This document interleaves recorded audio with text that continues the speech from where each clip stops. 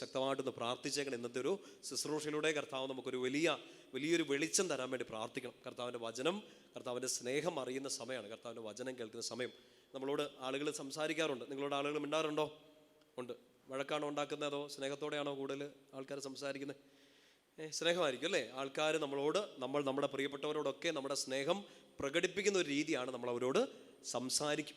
ആ സ്നേഹം നമ്മൾ തിരിച്ച് പ്രകടിപ്പിക്കുന്ന ഒരു രീതിയാണ് അവർ പറയുന്നത്, നമ്മൾ കേട്ടിരിക്കും. പറഞ്ഞേ ഹല്ലേലൂയ. രണ്ട് കാര്യങ്ങൾ ഹൃദയത്തിലേക്ക് എടുക്കണം. നമ്മുടെ സ്നേഹം നമ്മൾ പ്രകടിപ്പിക്കുന്നത്, ഒന്ന് നമ്മൾ സ്നേഹിക്കുന്നവരോട് സംസാരിക്കും, രണ്ട് സ്നേഹിക്കുന്നവരോട് നമ്മൾ കേട്ടിരിക്കും. ഈശോ നിങ്ങളെ സ്നേഹിക്കുന്നുള്ളതിൻ്റെ ഏറ്റവും വലിയ അടയാളമാണ് കർത്താവ് നമ്മളോട് സംസാരിക്കാൻ പോകുന്നു. പറഞ്ഞേ ഹല്ലേലൂയ. ആ സംസാരം, ഈശോയുടെ വർത്താനം നമ്മൾ എപ്പോഴാണ് കേൾക്കുന്നത്? ഏറ്റവും പ്രധാനമായിട്ടും വചനം വായിച്ചുകൊണ്ടിരിക്കുമ്പോൾ ഈശോ സംസാരിക്കുന്നത് നമ്മൾ കേൾക്കും. പറഞ്ഞേ ഹല്ലേലൂയ. ഈശോയുടെ സ്നേഹം ഉണ്ടെങ്കിൽ നമ്മൾ എന്ത് ചെയ്യണം? ആ വചനം ശ്രദ്ധാപൂർവം സ്നേഹത്തോടെ കേൾക്കണം, ഉറക്കെ വായിക്കണം. പലതരത്തിൽ പറഞ്ഞേ ഹല്ലേലൂയ. പ്രിയപ്പെട്ട സഹോദരങ്ങളെ, ഈശോയുടെ വചനം കേൾക്കുക, സ്നേഹം നിറയും. ഈശോയുടെ സ്നേഹം നിറഞ്ഞാൽ നമ്മൾ പിന്നെ കേൾക്കാൻ ഇങ്ങനെ ആഗ്രഹിച്ചുകൊണ്ടിരിക്കും. പഴയ നിയമത്തിൽ ഒരു വചനഭാഗം വായിച്ചുകൊണ്ട് നമുക്ക് ആരംഭിക്കാം. ലേവ്യരുടെ പുസ്തകം 20-ാമത്തെ അധ്യായം, അതിൻ്റെ 26-ാമത്തെ വാക്യം. ലേവ്യരുടെ പുസ്തകം 20-ാമത്തെ അധ്യായത്തിൽ 26-ാമത്തെ വാക്യം. കർത്താവ് തൻ്റെ സ്നേഹം തൻ്റെ പ്രിയപ്പെട്ടവരെ കുറിച്ച് പറയുന്ന ഒരു വചനമാണ്. ലേവ്യരുടെ പുസ്തകം 20-ാമത്തെ അധ്യായത്തിൽ 26-ാമത്തെ വാക്യം. ഒരുപാട് ശിക്ഷകളെ കുറിച്ചൊക്കെ അവിടെ പറയുന്നുണ്ട്. ആ ഗ്രന്ഥത്തിൻ്റെ അധ്യായം അവസാനിക്കുന്നത് വലിയൊരു അനുഗ്രഹത്തെക്കുറിച്ച്, സ്നേഹത്തെക്കുറിച്ച് പറഞ്ഞുകൊണ്ടാണ്. 20-26 അച്ഛൻ വായിക്കാൻ ശ്രദ്ധിച്ച് കേട്ടെ. എൻ്റെ മുമ്പിൽ നിങ്ങൾ വിശുദ്ധരായിരിക്കുവിൻ, എന്തെന്നാൽ കർത്താവായ ഞാൻ പരിശുദ്ധനാണ്. വചനം ശ്രദ്ധിച്ച് കേട്ടോ. ഈശോ നമ്മളോട് ഇന്ന് ഈ വചനം കേൾക്കുമ്പോൾ പറയുന്ന ആദ്യത്തെ കാര്യമാണ്, നിങ്ങൾ എൻ്റെ മുമ്പിൽ എങ്ങനെ ആയിരിക്കണം? നിവർന്നിരിക്കണം എന്നാണോ? അല്ല, നിങ്ങൾ എങ്ങനെ ഇരിക്കണം? നിങ്ങൾ വിശുദ്ധരായിരിക്കണം. കാരണം എന്താണ്? നിങ്ങളോട് ഈ സംസാരിച്ചുകൊണ്ടിരിക്കുന്ന നിങ്ങളുടെ ദൈവം പരിശുദ്ധനാണ്. പറഞ്ഞേ ഹല്ലേലൂയ. അടുത്ത വാക്യം ശ്രദ്ധിച്ചു കേട്ടെ. എന്തെന്നാൽ കർത്താവായ ഞാൻ പരിശുദ്ധനാണ്, നിങ്ങൾ എനിക്ക് സ്വന്തമാകേണ്ടതിന് ഞാൻ നിങ്ങളെ മറ്റ് ജനങ്ങളിൽ നിന്ന് വേർതിരിച്ചിരിക്കുന്നു. ഇപ്പം നമുക്ക് ഈ സമയം നമുക്ക് ചുമ്മാ ഇരിക്കായിരുന്നു, നമുക്ക് ആഘോഷങ്ങൾക്ക് പോകായിരുന്നു, നമുക്ക് കടന്നുറങ്ങായിരുന്നു. പക്ഷേ ഈശോ തിരഞ്ഞെടുത്ത് വേർതിരിച്ച് സംസാരിക്കാൻ വേണ്ടി ഈശോ നമ്മളെ മാറ്റി വെച്ചിരിക്കുകയാണ്.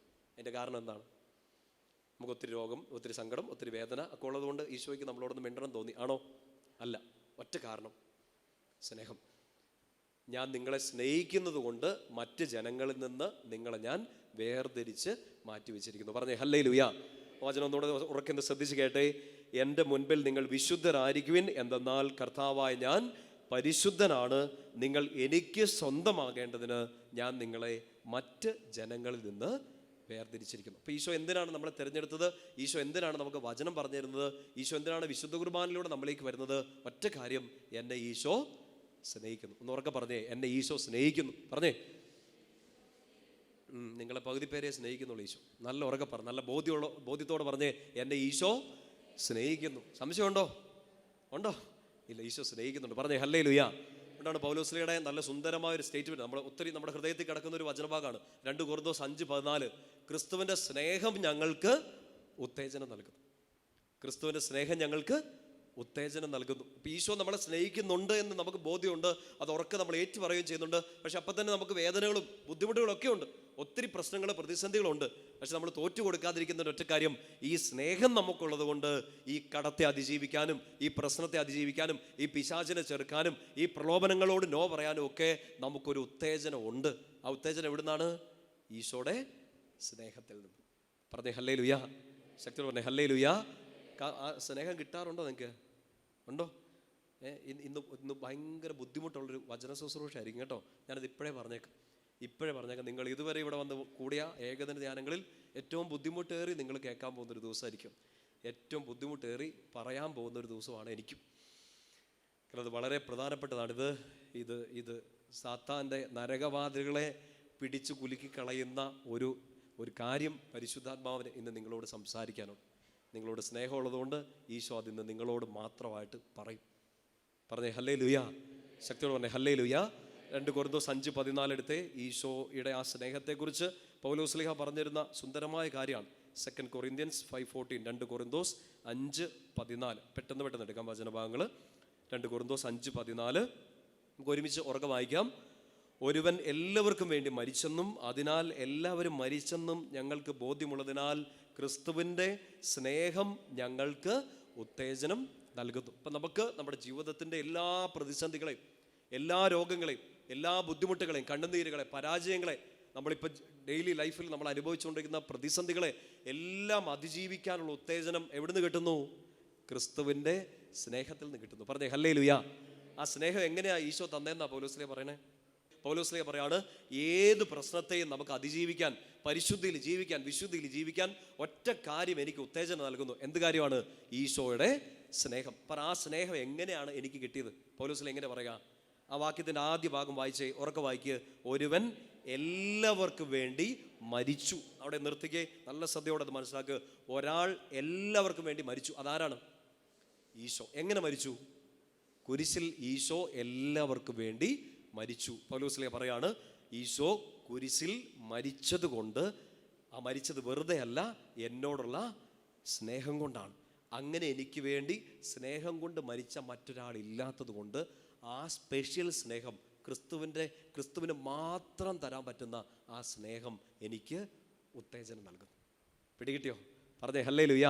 മറ്റൊന്നുമല്ല ഞാൻ ചോദിച്ച പ്രാർത്ഥനയ്ക്ക് ഉത്തരം കിട്ടി, ഇതല്ല എനിക്ക് ഉത്തേജനം. എനിക്ക് 5 നന്മകൾ ചെയ്യാൻ പറ്റി, ഇതല്ല ഉത്തേജനം. ഞാൻ പ്രാർത്ഥിക്കുന്ന കണ്ട ആൾക്കാർ എന്നെ അപ്രീഷിയേറ്റ് ചെയ്തു, നല്ല പ്രാർത്ഥനയാണെന്ന് പറഞ്ഞു, ഇതല്ല എനിക്ക് ഉത്തേജനം. എനിക്ക് ഒരൊറ്റ ഉത്തേജനം, എനിക്കൊറ്റ ശക്തി, എൻ്റെ ഈശോ സ്നേഹത്തോടെ, എന്നോടുള്ള സ്നേഹത്തെ പ്രതി എനിക്ക് വേണ്ടി കുരിശിൽ മരിച്ചു. ഇതെനിക്ക് ഉത്തേജനം നൽകുന്നു. പറഞ്ഞേ ഹല്ലേലൂയ. ശക്തി പറഞ്ഞേ ഹല്ലേലൂയ. എന്താണ് പൗലോസ്ലീഹ നിർബന്ധം പിടിക്കുന്നത്? എനിക്ക് വേറെ ഒന്നും, നമ്മളിവിടെ എഴുതി വെച്ചിരിക്കുന്ന വചനമല്ലേ? 1 കൊരിന്ത്യസ് 2:2 ആണോ? ഇത് വലുതായിട്ട് വെക്കണം തോന്നല്ലേ? 1 കൊരിന്ത്യസ് 2:2 അതുകൊണ്ട് വേറെ ഒന്നും അറിയണം ഞാൻ ആഗ്രഹിക്കുന്നില്ല, വേറെ ഒന്നും പ്രഘോഷിക്കാൻ ഞാൻ ആഗ്രഹിക്കുന്നില്ല. പൗലോസ്ലീഹ പറയാണ്, ക്രിസ്തുവിനെക്കുറിച്ച്, ക്രൂശിതനായ ക്രിസ്തുവിനെക്കുറിച്ച് തന്നെ പ്രഘോഷിക്കാൻ ഞാൻ ആഗ്രഹിക്കുന്നു. പറഞ്ഞേ ഹല്ലേലൂയ. കൊരിന്തോസാർക്ക് എഴുതിയ 1-ാമത്തെ ലേഖനം എടുത്തേ, പുറകിലോട്ടൊന്ന് മറിച്ച് 1 കൊരിന്ത്യൻസ് 1 കൊരിന്തോസ് 2-ാമത്തെ അധ്യായം അതിൻ്റെ 2-ാമത്തെ വാക്യം. പൗലോസ്ലീഹ തൻ്റെ സുവിശേഷ ജീവിതത്തിൻ്റെ വലിയൊരു ഘട്ടത്തിൽ വെച്ച് വലിയൊരു തീരുമാനം എടുക്കുകയാണ്. എനിക്ക് വേറെ ഒന്നും അറിയേണ്ടതില്ല, വേറെ ഒന്നും അറിയേണ്ടതില്ല. 2-ാമത്തെ അധ്യായം 2-ാം വാക്യം നമുക്ക് ഒരുമിച്ച് ചേർന്ന് വായിക്കാം. നിങ്ങളുടെ ഇടയിൽ ആയിരുന്നപ്പോൾ യേശുക്രിസ്തുവിനെ കുറിച്ചല്ലാതെ, അതും ക്രൂശിതനായവനെ കുറിച്ചല്ലാതെ മറ്റൊന്നും അറിയേണ്ടതില്ലെന്ന് ഞാൻ തീരുമാനിച്ചു. പൗലോസ്ലീഹ വലിയ തീരുമാനം എടുക്കുക, എനിക്കിനി വേറെ ഒന്നും അറിയണ്ട. മക്കളത് സുവിശേഷം പ്രഘോഷിച്ച പൗലോസ്ലീഹയുടെ കാര്യം മാത്രമല്ല, നമ്മൾ ഓർത്ത് നോക്കിയേ, നിങ്ങളെല്ലാവരും ഒരു ഏകദേശം 40 വയസ്സൊക്കെ കഴിഞ്ഞെന്ന് തോന്നല്ലേ? അപ്പോൾ കഴിഞ്ഞെന്ന് തോന്നും. ചിലരിങ്ങനെ 40 അഭിനയിക്കുന്നുണ്ട്, ചിലർ 20 അഭിനയിക്കുന്നുണ്ട്. എന്നാലും ഏകദേശം തീരാറായെന്ന് എനിക്ക് തോന്നുന്നു. നമ്മളിനി എത്ര കാലം ജീവിച്ചിരിക്കും നമുക്കറിയില്ല. വല്ല പിടിയുണ്ടോ? ഇല്ല, ഒരു പിടിയില്ല. ചിലപ്പോൾ പെട്ടെന്ന് മരിച്ചേക്കാം. ഒറ്റ തീരുമാനമാണ്. ഇത്രയും കാലം എന്തൊക്കെയൊക്കെയോ അറിഞ്ഞു, ഒത്തിരി കാര്യങ്ങൾ പഠിച്ചു, ഒത്തിരി കാര്യങ്ങൾ വായിച്ചറിഞ്ഞു. പക്ഷെ എല്ലാം കഴിഞ്ഞിട്ട് ഈ ക്രൂശിതനായ ക്രിസ്തുവിനെ കുറിച്ച്, ആ കുരിശിലൂടെ ഈശോ തന്ന ആ സ്നേഹത്തെക്കുറിച്ച്, എന്നെ രക്ഷപ്പെടുത്തുന്ന ഏക സ്നേഹത്തെക്കുറിച്ച് ഞാൻ അറിഞ്ഞില്ലെങ്കിൽ അറിഞ്ഞതെല്ലാം വ്യർത്ഥം. അതുകൊണ്ട് പൗലോസ്ലീഹ ഒരു ഘട്ടത്തിൽ വെച്ച് തീരുമാനിക്കുകയാണ്, പഠിച്ചതൊക്കെ അവിടെ നിൽക്കട്ടെ, വായിച്ചതൊക്കെ അവിടെ നിൽക്കട്ടെ, യാത്ര ചെയ്തൊക്കെ അവിടെ നിൽക്കട്ടെ, ഇത്രയും കാലം ആർജിച്ചടിച്ചത്, ശ്രമിച്ചത്, ജീവിതം മുഴുവൻ ബലി കഴിച്ചത് എല്ലാം അവിടെ നിൽക്കട്ടെ. എനിക്കിനി ഒറ്റ കാര്യം അറിയേണ്ടതുള്ളൂ. ആരെക്കുറിച്ച്? ഈശോയെക്കുറിച്ച് അറിയണം. പറഞ്ഞേ ഹല്ലേലൂയ. ഒരു ക്രിസ്ത്യാനിയെ മാറ്റി നിർത്തുന്നത്, ക്രിസ്തു മതത്തിൽ ആയിരിക്കുന്ന ഒരാളെ മാറ്റി നിർത്തി പ്രത്യേകിച്ച് എടുത്തു നിർത്തുന്ന ഒരു സ്പെഷ്യാലിറ്റി അതാണ്. അയാളുടെ ഏറ്റവും വലിയ ആഗ്രഹം ഈശോയെക്കുറിച്ച് അറിയുക, ക്രൂശിതനായ ക്രിസ്തുവിനെ കുറിച്ച് അറിയുക. പറഞ്ഞേ ഹല്ലേലൂയ. പൗലോസ്ലീഹ അത് അറിയുക മാത്രമല്ല, പൗലോസ്ലീഹ പറഞ്ഞു, ഇനി വേറെ സബ്ജക്റ്റ് ഒന്നും ഞാൻ സംസാരിക്കുന്നില്ല, ഈശോയെക്കുറിച്ച്, അതും ക്രൂശിതനായ ക്രിസ്തുവിനെ കുറിച്ച് മാത്രമേ ഞാൻ പ്രസംഗിക്കുകയുള്ളൂ. 1-ാമത്തെ അധ്യായത്തിൽ 1 കൊരിന്തോസ് 1-ാമത്തെ അധ്യായം അതിൻ്റെ 23-ാമത്തെ വാക്യം വായിച്ചേ. 1 കൊരിന്തോസ് 1:23. പൗലോസ്ലീഹ പറയാണ്, എൻ്റെ പ്രസംഗ വിഷയം പോലും ഞാൻ ഇനി ഇതാക്കി മാറ്റും. 23-ാം വാക്യം, ഞങ്ങളാവട്ടെ യഹൂദർക്ക് ഇടർച്ചയും വിജാതിയർക്ക് ഭോഷത്വവുമായ ക്രൂശിക്കപ്പെട്ട ക്രിസ്തുവിനെ പ്രസംഗിക്കുന്നു. പൗലോസ്ലീഹ എടുത്തു പറയാണ്, ഈശോയുടെ ജനനത്തെക്കുറിച്ച് പൗലോസ്ലീഹയ്ക്ക് അറിയാം, ഈശോയുടെ പരസ്യ ജീവിതത്തെക്കുറിച്ച് അറിയാം, ഈശോയുടെ പ്രസംഗങ്ങൾ അറിയാം, ഈശോ ചെയ്ത അത്ഭുതങ്ങളെക്കുറിച്ച് അറിയാം, ഈശോ ചെയ്ത രോഗസൗഖ്യത്തെക്കുറിച്ച് അറിയാം. പക്ഷെ പൗലോസ്ലീഹ പറയണം, ഇതൊന്നും അല്ല ഞാൻ പ്രസംഗിക്കാൻ പോകുന്നത്. നമുക്ക് കൂടുതലും ഇഷ്ടം ഏതൊക്കെ ആയിരിക്കും? അച്ഛാ രോഗസൗഖ്യത്തെക്കുറിച്ച് പറ, അല്ലേ? വീട് പണി പൂർത്തിയാകുന്നതിനെ കുറിച്ച് പറ. സന്തോഷമല്ലേ അത്? എനിക്കിത് രണ്ടും ഇപ്പം തൽക്കാലം ഇല്ലാത്തതുകൊണ്ട് ചിലപ്പോൾ എനിക്ക് ഇഷ്ടമില്ല, നിങ്ങൾക്കത് ഇഷ്ടമായിരിക്കും. അല്ല, എനിക്ക് വീട് പണിയേണ്ട കാര്യമില്ലാത്തതുകൊണ്ട്. നിങ്ങളുടെ ജീവിതാവശ്യങ്ങൾക്ക് അച്ഛാ ഞങ്ങൾ വലിയ വലിയ ബുദ്ധിമുട്ടിൽ കൂടെ കടന്നു പോകണം, കുടുംബം തകർന്നു നിൽക്കുകയാണ്, അപ്പം അതിനാവശ്യമായ വചനം പറ. ചിലപ്പോൾ നമ്മൾ യൂട്യൂബിലൊക്കെ സെർച്ച് ചെയ്യും, ഇപ്പോൾ കുടുംബത്തിൽ ഒരു അസ്വസ്ഥത നിൽക്കുകയാണ്, കുടുംബ സമാധാനത്തിന് വേണ്ടിയുള്ള ഒരു പ്രാർത്ഥന, അത് ചിലപ്പോൾ നമ്മൾ യൂട്യൂബിൽ സെർച്ച് ചെയ്യും. നമുക്ക് ആവശ്യമുള്ളത് നമ്മളിങ്ങനെ തിരഞ്ഞെടുക്കുകയാണ്. പക്ഷേ പൗലോസ്ലീഹ പറയാണ്, നിങ്ങൾക്ക് ആവശ്യമുള്ള ഒറ്റ കാര്യം ഞാൻ ഇനി പ്രഘോഷിക്കാൻ പോകുന്നുള്ളൂ. ഈശോ തന്റെ രോഗസൗഖ്യത്തെക്കുറിച്ചല്ല, ഈശോ ചെയ്യുന്ന അത്ഭുതങ്ങളെക്കുറിച്ചല്ല. അത് കേൾക്കാൻ ആയിരം ആൾക്കാരുണ്ടാവും. പക്ഷേ പൗലോസ്ലീഹ പറയാണ്, ഒറ്റ കാര്യം ഞാൻ ഇനി പ്രഘോഷിക്കാൻ പോവാണ്. ക്രിസ്തുവിനെ കുറിച്ച്, അത്ഭുതം ചെയ്തവനെ കുറിച്ചല്ല, കഥകൾ പറഞ്ഞവനെ കുറിച്ചല്ല, ജനിച്ചവനെ കുറിച്ചോ ജീവിച്ചവനെ കുറിച്ചോ അല്ല, ഈശോ പറഞ്ഞ സാരോപദേശങ്ങളോ ഉപദേശങ്ങളോ ധാർമ്മിക തത്വങ്ങളോ അല്ല, ക്രൂശിതനായ ക്രിസ്തുവിനെ കുറിച്ച് ഞാൻ പ്രഘോഷിക്കുന്നു. പറഞ്ഞേ ഹല്ലേലൂയ, ശക്തിയോടെ പറഞ്ഞേ ഹല്ലേലൂയ. പ്രിയപ്പെട്ട സഹോദരങ്ങളെ, നമ്മൾ അറിയേണ്ടത്, അച്ഛൻ പ്രഘോഷിക്കേണ്ടത്, നമ്മളെല്ലാവരും കേൾക്കേണ്ടതും പരസ്പരം ഷെയർ ചെയ്യേണ്ടതുമായ ഏറ്റവും വലിയ ക്രിസ്തീയ ജീവിത രഹസ്യം, ഏറ്റവും വലിയ തിയോളജി, ഏറ്റവും വലിയ ദൈവശാസ്ത്രം ഇതാണ്. എനിക്ക് വേണ്ടി ക്രൂശിതനായ ബലിയായ, എന്നെ സ്നേഹിച്ച, ആ സ്നേഹം കൊണ്ട് എന്നെ ഉത്തേജിപ്പിക്കുന്ന, മറ്റാർക്കും തരാൻ പറ്റാത്ത സ്നേഹം കൊണ്ട് എന്നെ സ്നേഹിക്കുന്ന, കുരിശിൽ എനിക്ക് വേണ്ടി ബലിയായി തീർന്ന എൻ്റെ ഈശോ. രണ്ട് കരങ്ങൾ ഉയർത്തി പറഞ്ഞേ ഹല്ലേലൂയ, ശക്തിയോട് പറഞ്ഞേ ഹല്ലേലൂയ. ഇപ്പം പൗലോസ്ലീഹ അതിനൊരു കാരണം പറയുന്നുണ്ട്. നമ്മൾ വിചാരിക്കും എന്തിനാ ഈശോയെക്കുറിച്ച് ഇങ്ങനെ ഒത്തിരി കാര്യങ്ങൾ കേൾക്കുന്നത്. അപ്പം പൗലോസ്ലീഹ പറയാണ്, ഈ ഒരു വിഷയമേ ഉള്ളൂ പ്രസംഗിക്കാൻ. എന്ത് വിഷയമാണ്? ഉറക്കം പറഞ്ഞില്ല, ഉറക്കം വരും. എന്ത് വിഷയമാണ് പ്രസംഗിക്കാനുള്ളത്? ക്രൂശിതനായ ക്രിസ്തുവിനെ കുറിച്ച്. പൗലോസ്ലീഹ അതിൻ്റെ ചില അനുഗ്രഹങ്ങൾ പറയാം. ഈ ഒരു വിഷയം സംസാരിച്ചാൽ, ഇപ്പം ഈ വചനം നമ്മൾ കേട്ടുകൊണ്ടിരിക്കുന്ന സമയത്ത് അച്ഛൻ നിങ്ങളോട് ക്രൂശിതനായ ക്രിസ്തുവിനെ കുറിച്ച് പറയുകയും നിങ്ങളത് കേൾക്കുകയും ആ വചനങ്ങൾ വായിക്കുകയും ചെയ്യുമ്പോൾ നിങ്ങൾ വെറുതെ ഇരിക്കില്ല, നിങ്ങൾ കൈയും വീശി പോകേണ്ടി വരില്ല. നിങ്ങൾക്ക് അനുഗ്രഹം ഈശോ ഉറപ്പായിട്ട് തരും. നിങ്ങൾ ഹൃദയത്തിലേക്ക് ഏറ്റെടുക്കുക. മറ്റൊരു വിഷയവും സംസാരിക്കുന്നതിനേക്കാൾ കൂടുതൽ ഈ വിഷയം സംസാരിക്കുമ്പോൾ വലിയ അനുഗ്രഹങ്ങൾ ഈശോ തരും. വിശ്വാസത്തോടെ പറഞ്ഞേ ഹല്ലേലൂയ, ശക്തിയോടെ പറഞ്ഞേ ഹല്ലേലൂയ. ഒന്നാമത്തെ അനുഗ്രഹം 1 കൊരിന്തോസ്, നമ്മളിപ്പോൾ വായിച്ചുകൊണ്ടിരിക്കുന്ന വചനഭാഗം 1 കൊരിന്തോസ് 1:18. കൊരിന്തോസുകാർക്ക് എഴുതിയ ഒന്നാമത്തെ ലേഖനത്തിൽ 1-ാമത്തെ അധ്യായം 18-ാമത്തെ വാക്യം. ക്രൂശിക്കപ്പെട്ട ക്രിസ്തുവിനെ കുറിച്ച് വചനം പ്രഘോഷിച്ചാൽ സംഭവിക്കുന്ന ഒന്നാമത്തെ അനുഗ്രഹം ഒരുമിച്ച് വായിക്കാം. 18-ാമത്തെ വാക്യം. നാശത്തിലൂടെ ചരിക്കുന്നവർക്ക് കുരിശിൻ്റെ വചനം ഭോഷത്വമാണ്, രക്ഷയിലൂടെ ചരിക്കുന്ന നമുക്കോ അത് ദൈവത്തിൻ്റെ ശക്തി അത്രേ. എൻ്റെ രണ്ടാം ഭാഗം ഒന്നുകൂടെ ശ്രദ്ധിച്ച് കേൾക്കുക. രക്ഷയിലൂടെ ചരിക്കുന്ന നമുക്ക് അത് ദൈവത്തിൻ്റെ ശക്തിയാണ്. ഏത്? കുരിശിൻ്റെ വചനം. പൗലോസ്ലീഹ പറയുന്നത് കുരിശിൻ്റെ വചനം പ്രഘോഷിക്കുന്നു, ക്രൂശിതനായ ക്രിസ്തുവിനെ പ്രഘോഷിക്കുന്നു. ഇത് രക്ഷയിലൂടെ ചരിക്കുന്നവർക്ക് ആ ശക്തിയാണ്. ആരാണ് ഈ രക്ഷയിലൂടെ ചരിക്കുന്നത്? ആരാണ് ഈ രക്ഷയിലൂടെ ചരിക്കുന്നത്? രക്ഷയുടെ പാതയിലൂടെ നീങ്ങുന്നവർ ആരാണ്? നമ്മളാണ്. ഇതിനെക്കുറിച്ച് അറിവില്ലാത്തവർക്ക്, ഇതിനെക്കുറിച്ച് താല്പര്യമില്ലാത്തവർക്ക്, മറ്റ് വിഷയങ്ങൾ അന്വേഷിക്കുന്നവർക്ക്, അത് തപ്പി നടക്കുന്നവർക്ക് ഇത് ഭോഷത്വമായിട്ട് തോന്നാം. ഇതെന്തിനാ ഈ കുരിശിനെ കുറിച്ച് പ്രഘോഷിക്കുന്നത്, ക്രൂശിതനായ ക്രിസ്തുവിനെ കുറിച്ച് പ്രഘോഷിക്കുന്നത്? ഉദ്ധിതനെ കുറിച്ച് പ്രഘോഷിക്കാം, ജനിച്ച ഈശോയെ ക്രിസ്മസിന്റെ പ്രസംഗങ്ങൾ നടത്താം, സൗഖ്യങ്ങളെ കുറിച്ച് പ്രഘോഷിക്കാം. എന്തിനാണ് ഈ ക്രൂശിക്കപ്പെട്ട വചനം, ക്രൂശിതന്റെ വചനം പറയുന്നത്? പൗലോസ്ലീഹ പറയാണ്, അത് രക്ഷയിലേക്ക് ചരിക്കുന്നവർക്ക്. ബാക്കിയുള്ളവർക്ക് അത് ഭോഷത്വമാണ്. രക്ഷയിലൂടെ ചരിക്കുന്നവർക്ക് അത് ദൈവത്തിൻ്റെ ശക്തിയാണ്. പറഞ്ഞേ ഹല്ലേലൂയ. എന്ന് വെച്ചാൽ എവിടെയെങ്കിലും ഒരാത്മീയ ജീവിതത്തിൽ നിങ്ങളുടെ ശക്തി ചോർന്നു പോയാൽ, നിങ്ങളുടെ ഭൗതിക ജീവിതത്തിൽ നിങ്ങൾക്ക് മുമ്പോട്ട് പോകാൻ പറ്റുന്നില്ല എന്ന് തോന്നി ഇങ്ങനെ സ്റ്റക്കായിട്ട് നിൽക്കുകയാണ്, നിങ്ങൾ 1000 പ്രാർത്ഥനകൾ ചൊല്ലുന്നതിന് മുമ്പ് കുരിശ് വരച്ച് പ്രാർത്ഥിക്കുക, കുരിശിൽ രക്ഷ തേടുക, ഈശോയുടെ കുരിശെടുത്ത് പ്രാർത്ഥിക്കുക, ആ കുരിശിൽ രക്ഷയുണ്ടെന്ന് വിശ്വസിക്കുക, വചനം വായിക്കുക, ഈശോയെ നിന്റെ കുരിശിനാൽ നീ നേടിയെടുത്ത ആ രക്ഷ എനിക്ക് തരണേന്ന് പ്രാർത്ഥിക്കുക. അമാനുഷികമായി നിങ്ങൾക്ക് ചിന്തിക്കാൻ, വാക്കുകൾ കൊണ്ട് വർണ്ണിക്കാൻ പറ്റാത്ത ഒരു ശക്തി നിങ്ങളിലേക്ക് നിറയും. മറ്റേതൊരു പ്രാർത്ഥനയേക്കാൾ അപ്പുറം കുരിശ് വരച്ച് പ്രാർത്ഥിച്ചാൽ, കുരിശിൻ്റെ വചനം പറഞ്ഞ് പ്രാർത്ഥിച്ചാൽ, ക്രൂശിതനായ എൻ്റെ ഈശോയെ എന്ന് പറഞ്ഞ് പ്രാർത്ഥിച്ചാൽ അതിശക്തമായിട്ടൊരു കൃപ നമ്മിലേക്ക് നിറയും. പറഞ്ഞേ ഹല്ലേലൂയ, സന്തോഷം പറഞ്ഞേ ഹല്ലേലൂയ. എൻ്റെ ഒരു ആത്മീയ ഗുരു എൻ്റെ തലയ്ക്ക് വെച്ച് ഒരു ദിവസം ഇങ്ങനെ പ്രാർത്ഥിച്ചു, കർത്താവേ, കാൽവരിയിൽ ക്രൂശിക്കപ്പെട്ട നിന്റെ വലതുകരം ഇപ്പോൾ അങ്ങയുടെ മകൻ്റെ മേൽ വെക്കണമേ. എടുത്തു പറഞ്ഞ് പ്രാർത്ഥിക്കും, കർത്താവേ, കാൽവരിയിൽ ക്രൂശിക്കപ്പെട്ട നിന്റെ വലതുകരം ഇപ്പോൾ നിന്റെ മകൻ്റെ മേൽ വെക്കണമേ.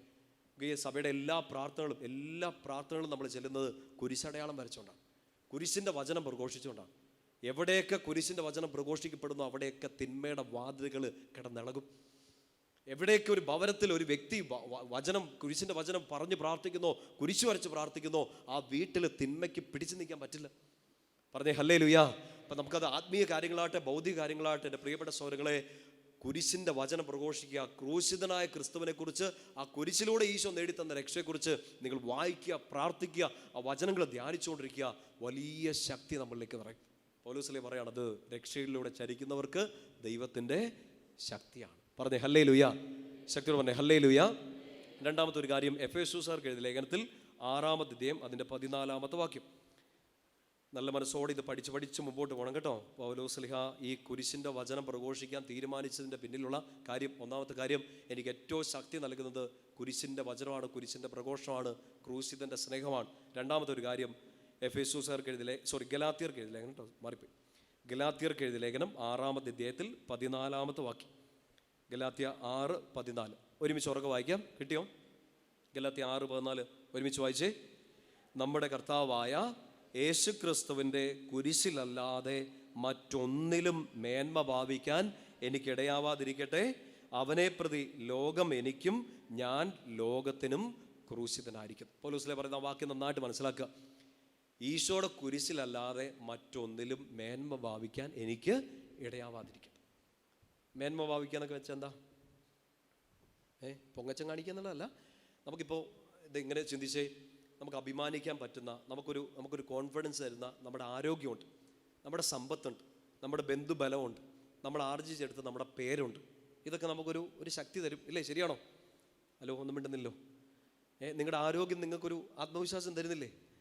നിങ്ങളുടെ നല്ല വീട്, നിങ്ങൾക്കുള്ള ജോലി, നിങ്ങളുടെ സാമ്പത്തിക ഭദ്രത, നിങ്ങളുടെ ബന്ധുബലം, നിങ്ങളുടെ പാരമ്പര്യങ്ങൾ എല്ലാം നമുക്കൊരു ശക്തി നൽകും, നമുക്കൊരു മേന്മ, ഒരു മേനി നൽകും. പക്ഷെ പൗലോസ് പറയാണ്, ഈശോയുടെ കുരിശിലല്ലാതെ മറ്റൊന്നിലും മേന്മ ഭാവിക്കാൻ എനിക്കിടയാവാതിരിക്കട്ടെ. സിമ്പിളായിട്ട് പറഞ്ഞാൽ, എനിക്ക് അഭിമാനിക്കാൻ മറ്റൊന്നും വേണ്ട, ഈശോയുടെ കുരിശ് മാത്രം മതി. എന്തിനങ്ങനെ പറയുന്നതെന്നറിയോ പ്രിയപ്പെട്ട സഹോദരങ്ങളെ? ഈ ആരോഗ്യം പോകാം, അല്ലേ? ചിലപ്പോൾ നമ്മൾ അഭിമാനിക്കുകയോ അഹങ്കരിക്കുകയോ ചെയ്യുന്ന നമ്മുടെ ആരോഗ്യം ഒരു രോഗം വന്നാൽ പോകാം. നമ്മൾ അഭിമാനിക്കുന്ന നമ്മുടെ കഴിവുകൾ കൊണ്ടെന്നൊക്കെ നമ്മൾ വിചാരിച്ചെടുത്ത്, നമ്മൾ വാങ്ങിച്ചെടുത്ത, നമ്മൾ നേടിയെടുത്ത നമ്മുടെ സമ്പത്ത്, നമ്മുടെ പാരമ്പര്യങ്ങൾ, നമ്മുടെ നല്ല പേര് ഒറ്റ നിമിഷം പോകാം, അല്ലേ? നല്ല ഹൈ ലെവലിൽ നിൽക്കുന്നു, ഒരാളൊരു ദുരാരോപണം നടത്തിയാൽ മതി, തീർന്നു. ആരെങ്കിലും വിശ്വസിക്കുമോ? നിങ്ങളത് തിരുത്തി പറഞ്ഞാലും, നിങ്ങൾ തെളിവ് നിരത്തിയാലും ആൾക്കാരത് വിശ്വസിക്കില്ല. ആരോപണങ്ങളാണ് ആളുകൾക്ക് എപ്പോഴും ഇഷ്ടം, വിധി കൽപ്പിക്കാനാണ് ആളുകൾക്ക് ഇഷ്ടം. നമ്മൾ നേടിയെടുത്ത പേര്, സൽപ്പേര് എല്ലാം ഒറ്റ നിമിഷം കൊണ്ട് പോയേക്കാം. നമ്മൾ മേന്മ ഭാവിച്ചതെല്ലാം ചിലപ്പോൾ ഒരു ചീട്ടുകൊട്ടാരം പോലെ തകർന്നു പോകാം. പൗലോസ് പറയാണ്, ഇതിലൊന്നും ഞാൻ മേന്മ ഭാവിക്കുന്നില്ല.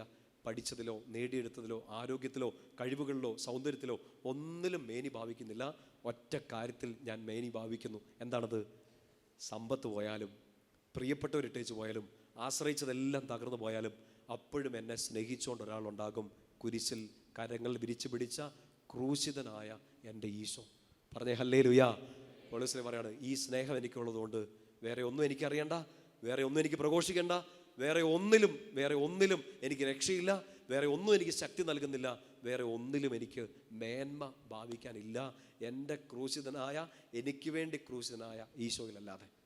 പറഞ്ഞേ ഹല്ലേലൂയാ. ശക്തിയോട് പറഞ്ഞേ ഹല്ലേലൂയാ. മൂന്നാമത്തെ ഒരു കാര്യം വളരെ പ്രധാനപ്പെട്ടതാണ്. എഫേസ്യർക്കാർക്ക് എഴുതിയ ലേഖനത്തിൽ തന്നെ 2-ാമത്തെ അധ്യായം, മുമ്പോട്ട് മറിച്ച് ഗലാത്യയിൽ നിന്ന് മുമ്പോട്ട് മറിക്കുക. എഫേസ്യർക്കാർക്ക് എഴുതിയ ലേഖനം 2-ാമത്തെ അധ്യായം അതിൻ്റെ 14-ാമത്തെ വാക്യം. 2:14 ഒരുമിച്ച് ഉറക്കെ വായിച്ചേ. എഫേസ്യസ് 2:14 ഉറക്കെ വായിച്ചേ. കാരണം അവൻ നമ്മുടെ സമാധാനമാണ്. ഉറക്കെ പറ, അവൻ നമ്മുടെ സമാധാനമാണ്. He's our peace. ഇനി 16-ാമത്തെ വാക്യം വായിക്കാം. ഇരുകൂട്ടരെയും സ്ഥാനത്ത് ഒരു പുതിയ മനുഷ്യനെ സൃഷ്ടിച്ചുകൊണ്ട് സമാധാനം സംസ്ഥാപിക്കാനും കുരിശു വഴി ഒരേ ശരീരത്തിൽ ഇരുകൂട്ടരെയും ദൈവത്തോട് അനുരഞ്ജിപ്പിക്കാനും അങ്ങനെ തന്നിലൂടെ ശത്രുത അവസാനിപ്പിക്കാനുമാണ് അവൻ ഇങ്ങനെ ചെയ്തത്. പൗലോസ് പറയുന്ന കാര്യങ്ങളൊക്കെ നന്നായിട്ട് പരിശുദ്ധാത്മാവിൻ്റെ കൈ കൊടുത്ത് അരച്ച് കലക്കിയിട്ട് എടുക്കാവുള്ളൂ. പൗലോസ് പറയാണ്, ഈശോ നമ്മുടെ സമാധാനമാണ്. എൻ്റെ സമാധാനം ആരാണ്? ഈശോയാണ്. അകന്ന് നിന്ന പലതിനെ ഒന്നിപ്പിക്കുന്ന, ശത്രുക്കളായിരുന്നതിനെ ചേർത്ത് പിടിക്കുന്ന, തകർന്നു പോയതിനെ കൂട്ടിയോജിപ്പിക്കുന്ന, എനിക്ക് പകരം നിൽക്കുന്ന, കുരിശിൽ എനിക്ക് പകരം നിന്ന് എനിക്ക് സമാധാനം നൽകുന്ന ഒരാൾ ഈശോ. ഇച്ചിരി ബുദ്ധിമുട്ടാണെന്ന് മനസ്സിലാക്കിയെടുക്കാൻ നന്നായിട്ട് ഹൃദയത്തിലേക്ക് ഏറ്റെടുക്കുക.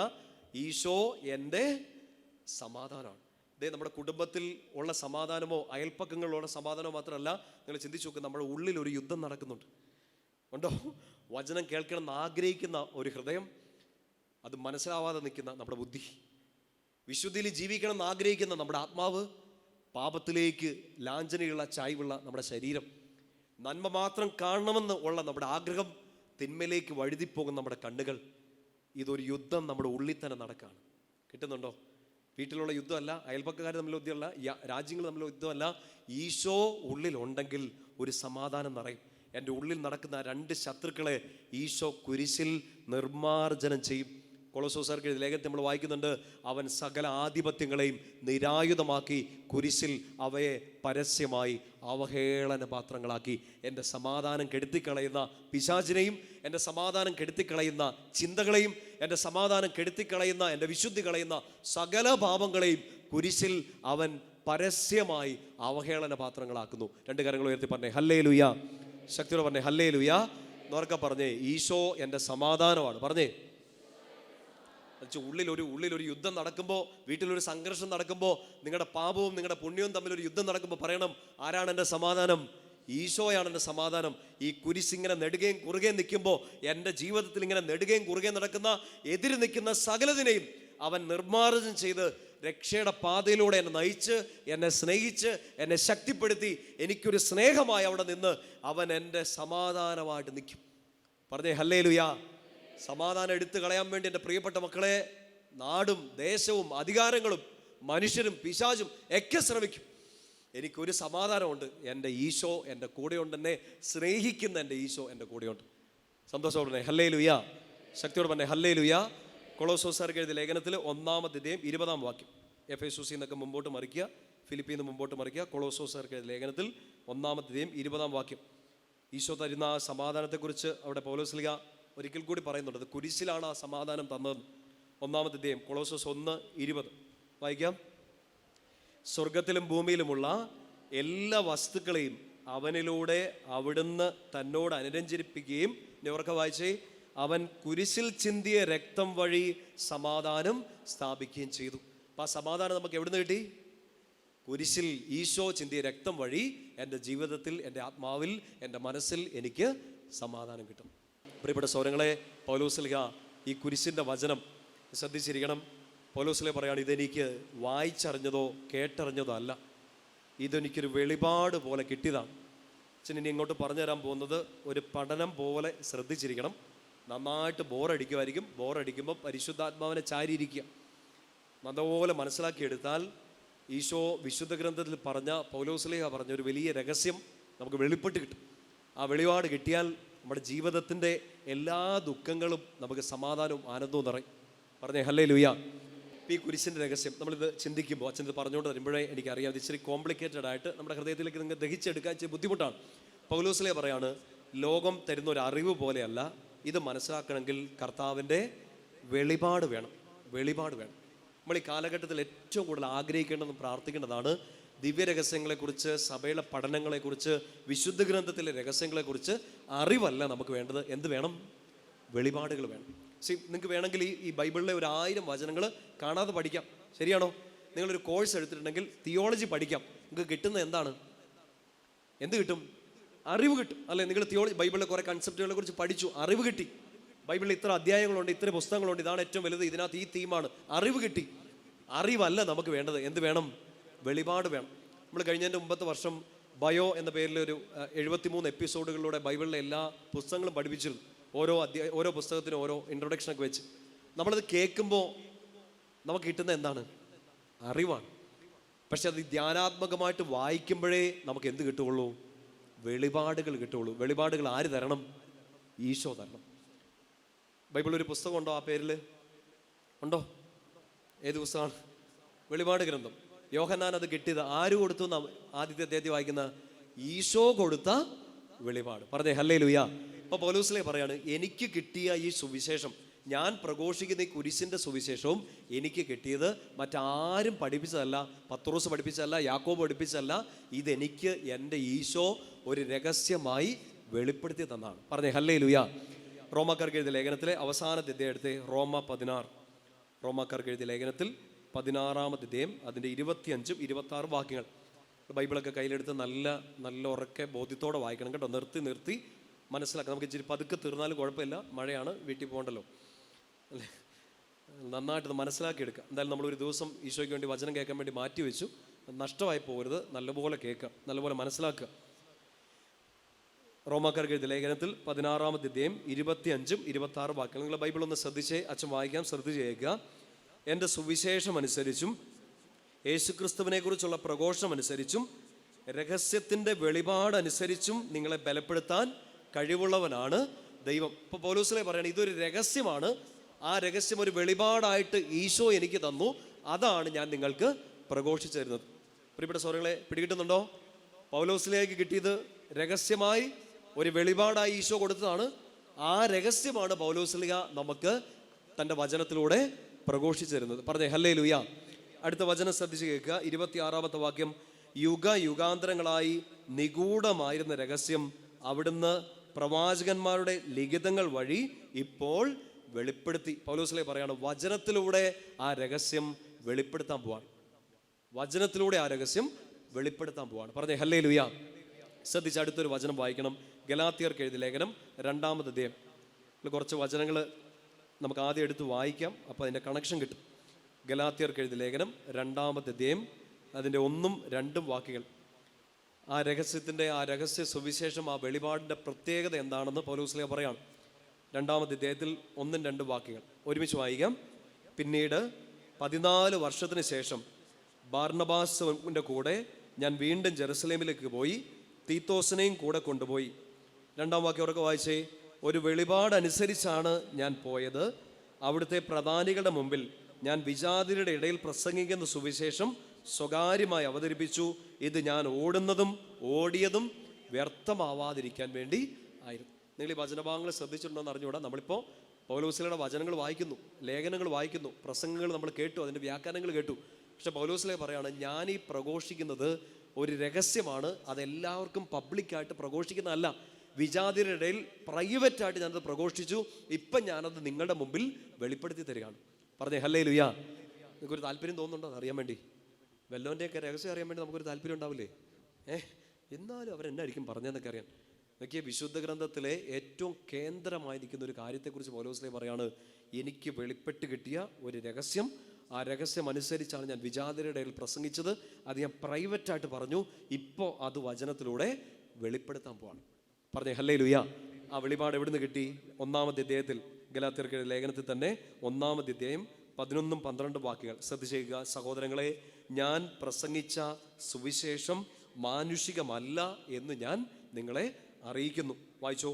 എന്തെന്നാൽ മനുഷ്യനിൽ നിന്നല്ല ഞാനത് സ്വീകരിച്ചത്, ആരും അതെന്നെ പഠിപ്പിച്ചതുമില്ല. യേശുക്രിസ്തുവിൻ്റെ വെളിപാടിലൂടെയാണ് എനിക്കത് ലഭിച്ചത്. ഒരു പുസ്തകത്തിൽ നിന്ന് കിട്ടിയ അറിവല്ല, മറ്റുള്ളവർ പഠിപ്പിച്ചു തന്നതല്ല. ഈശോ നേരിട്ട് ഒരു വെളിപാടിലൂടെ എനിക്ക് പറഞ്ഞു തന്ന ഒരു വലിയ ദൈവിക രഹസ്യം. പറഞ്ഞേ ഹല്ലേലൂയ. ശക്തിയോട് പറഞ്ഞേ ഹല്ലേലൂയ. ആ രഹസ്യം എന്താണ്? അതായത് സകല ജനത്തിനും വേണ്ടിയുള്ള ഒരു സുവിശേഷം, സകലർക്കും രക്ഷ നൽകുന്ന, സമാധാനം നൽകുന്ന, ശക്തി നൽകുന്ന, മേന്മ ഭാവിക്കാൻ പറ്റുന്ന ഒരു സുവിശേഷം. ആ സുവിശേഷം എന്താണെന്ന് പൗലോസ്ലീഹ പറഞ്ഞു തരും. ഗലാത്യർക്ക് എഴുതിയ ലേഖനത്തിൽ തന്നെ 2-ാമത്തെ അധ്യായം 20-ാമത്തെ വാക്യത്തിൽ ആ രഹസ്യം പൗലോസ്ലീഹ വെളിപ്പെടുത്തുന്നുണ്ട്. നമ്മൾ ഒത്തിരി വായിച്ച വചനമാണ്, പക്ഷേ പൗലോസ്ലീഹ പറയുന്നു അതൊരു മഹാരഹസ്യമാണ്.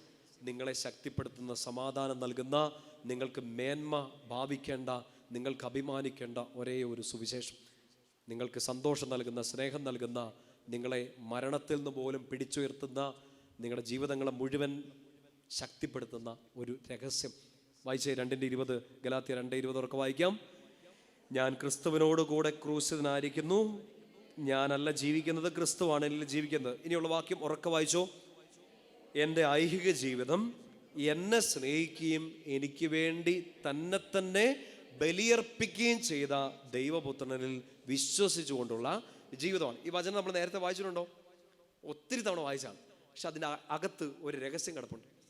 ഈ വചനം കാണാപ്പാടം പഠിച്ചു, ഒരുപക്ഷെ ഈ വചനം 100 തവണ എഴുതി. പക്ഷെ അതിനകത്താണ് പൗലോസ്ലീഹ പരിശുദ്ധാത്മാവിൻ്റെ സഹായത്തോടെ ഈശോ നൽകിയ ആ വെളിപ്പെടുത്തൽ കൊടുത്തിരിക്കുന്നത്. 2 വാക്കുകളിലാണതുള്ളത്. ഇങ്ങനെയാണത്: എന്നെ സ്നേഹിക്കുകയും എനിക്ക് വേണ്ടി തന്നെ ബലിയർപ്പിക്കുകയും ചെയ്തു. ഒന്ന് ഏറ്റു പറയാമോ? 2 കാര്യങ്ങൾ. ഈശോ എന്നെ സ്നേഹിച്ചു, 2 തന്നെ ബലിയർപ്പിച്ചു. ഇത് ഹൃദയത്തിലോട്ട് എടുക്കണം.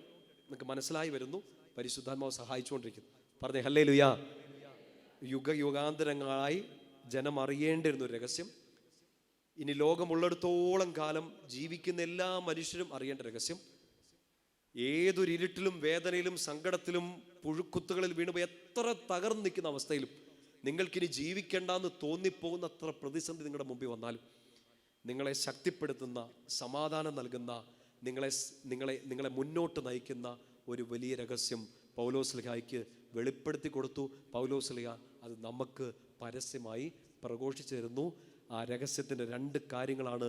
ഒന്ന്, അവൻ നിന്നെ സ്നേഹിക്കുന്നു. അവൻ സ്നേഹിക്കുന്നുകൊണ്ട് തന്നെ നിനക്ക് വേണ്ടി ബലിയർപ്പിക്കുന്നു. പറഞ്ഞേ ഹല്ലേലൂയ.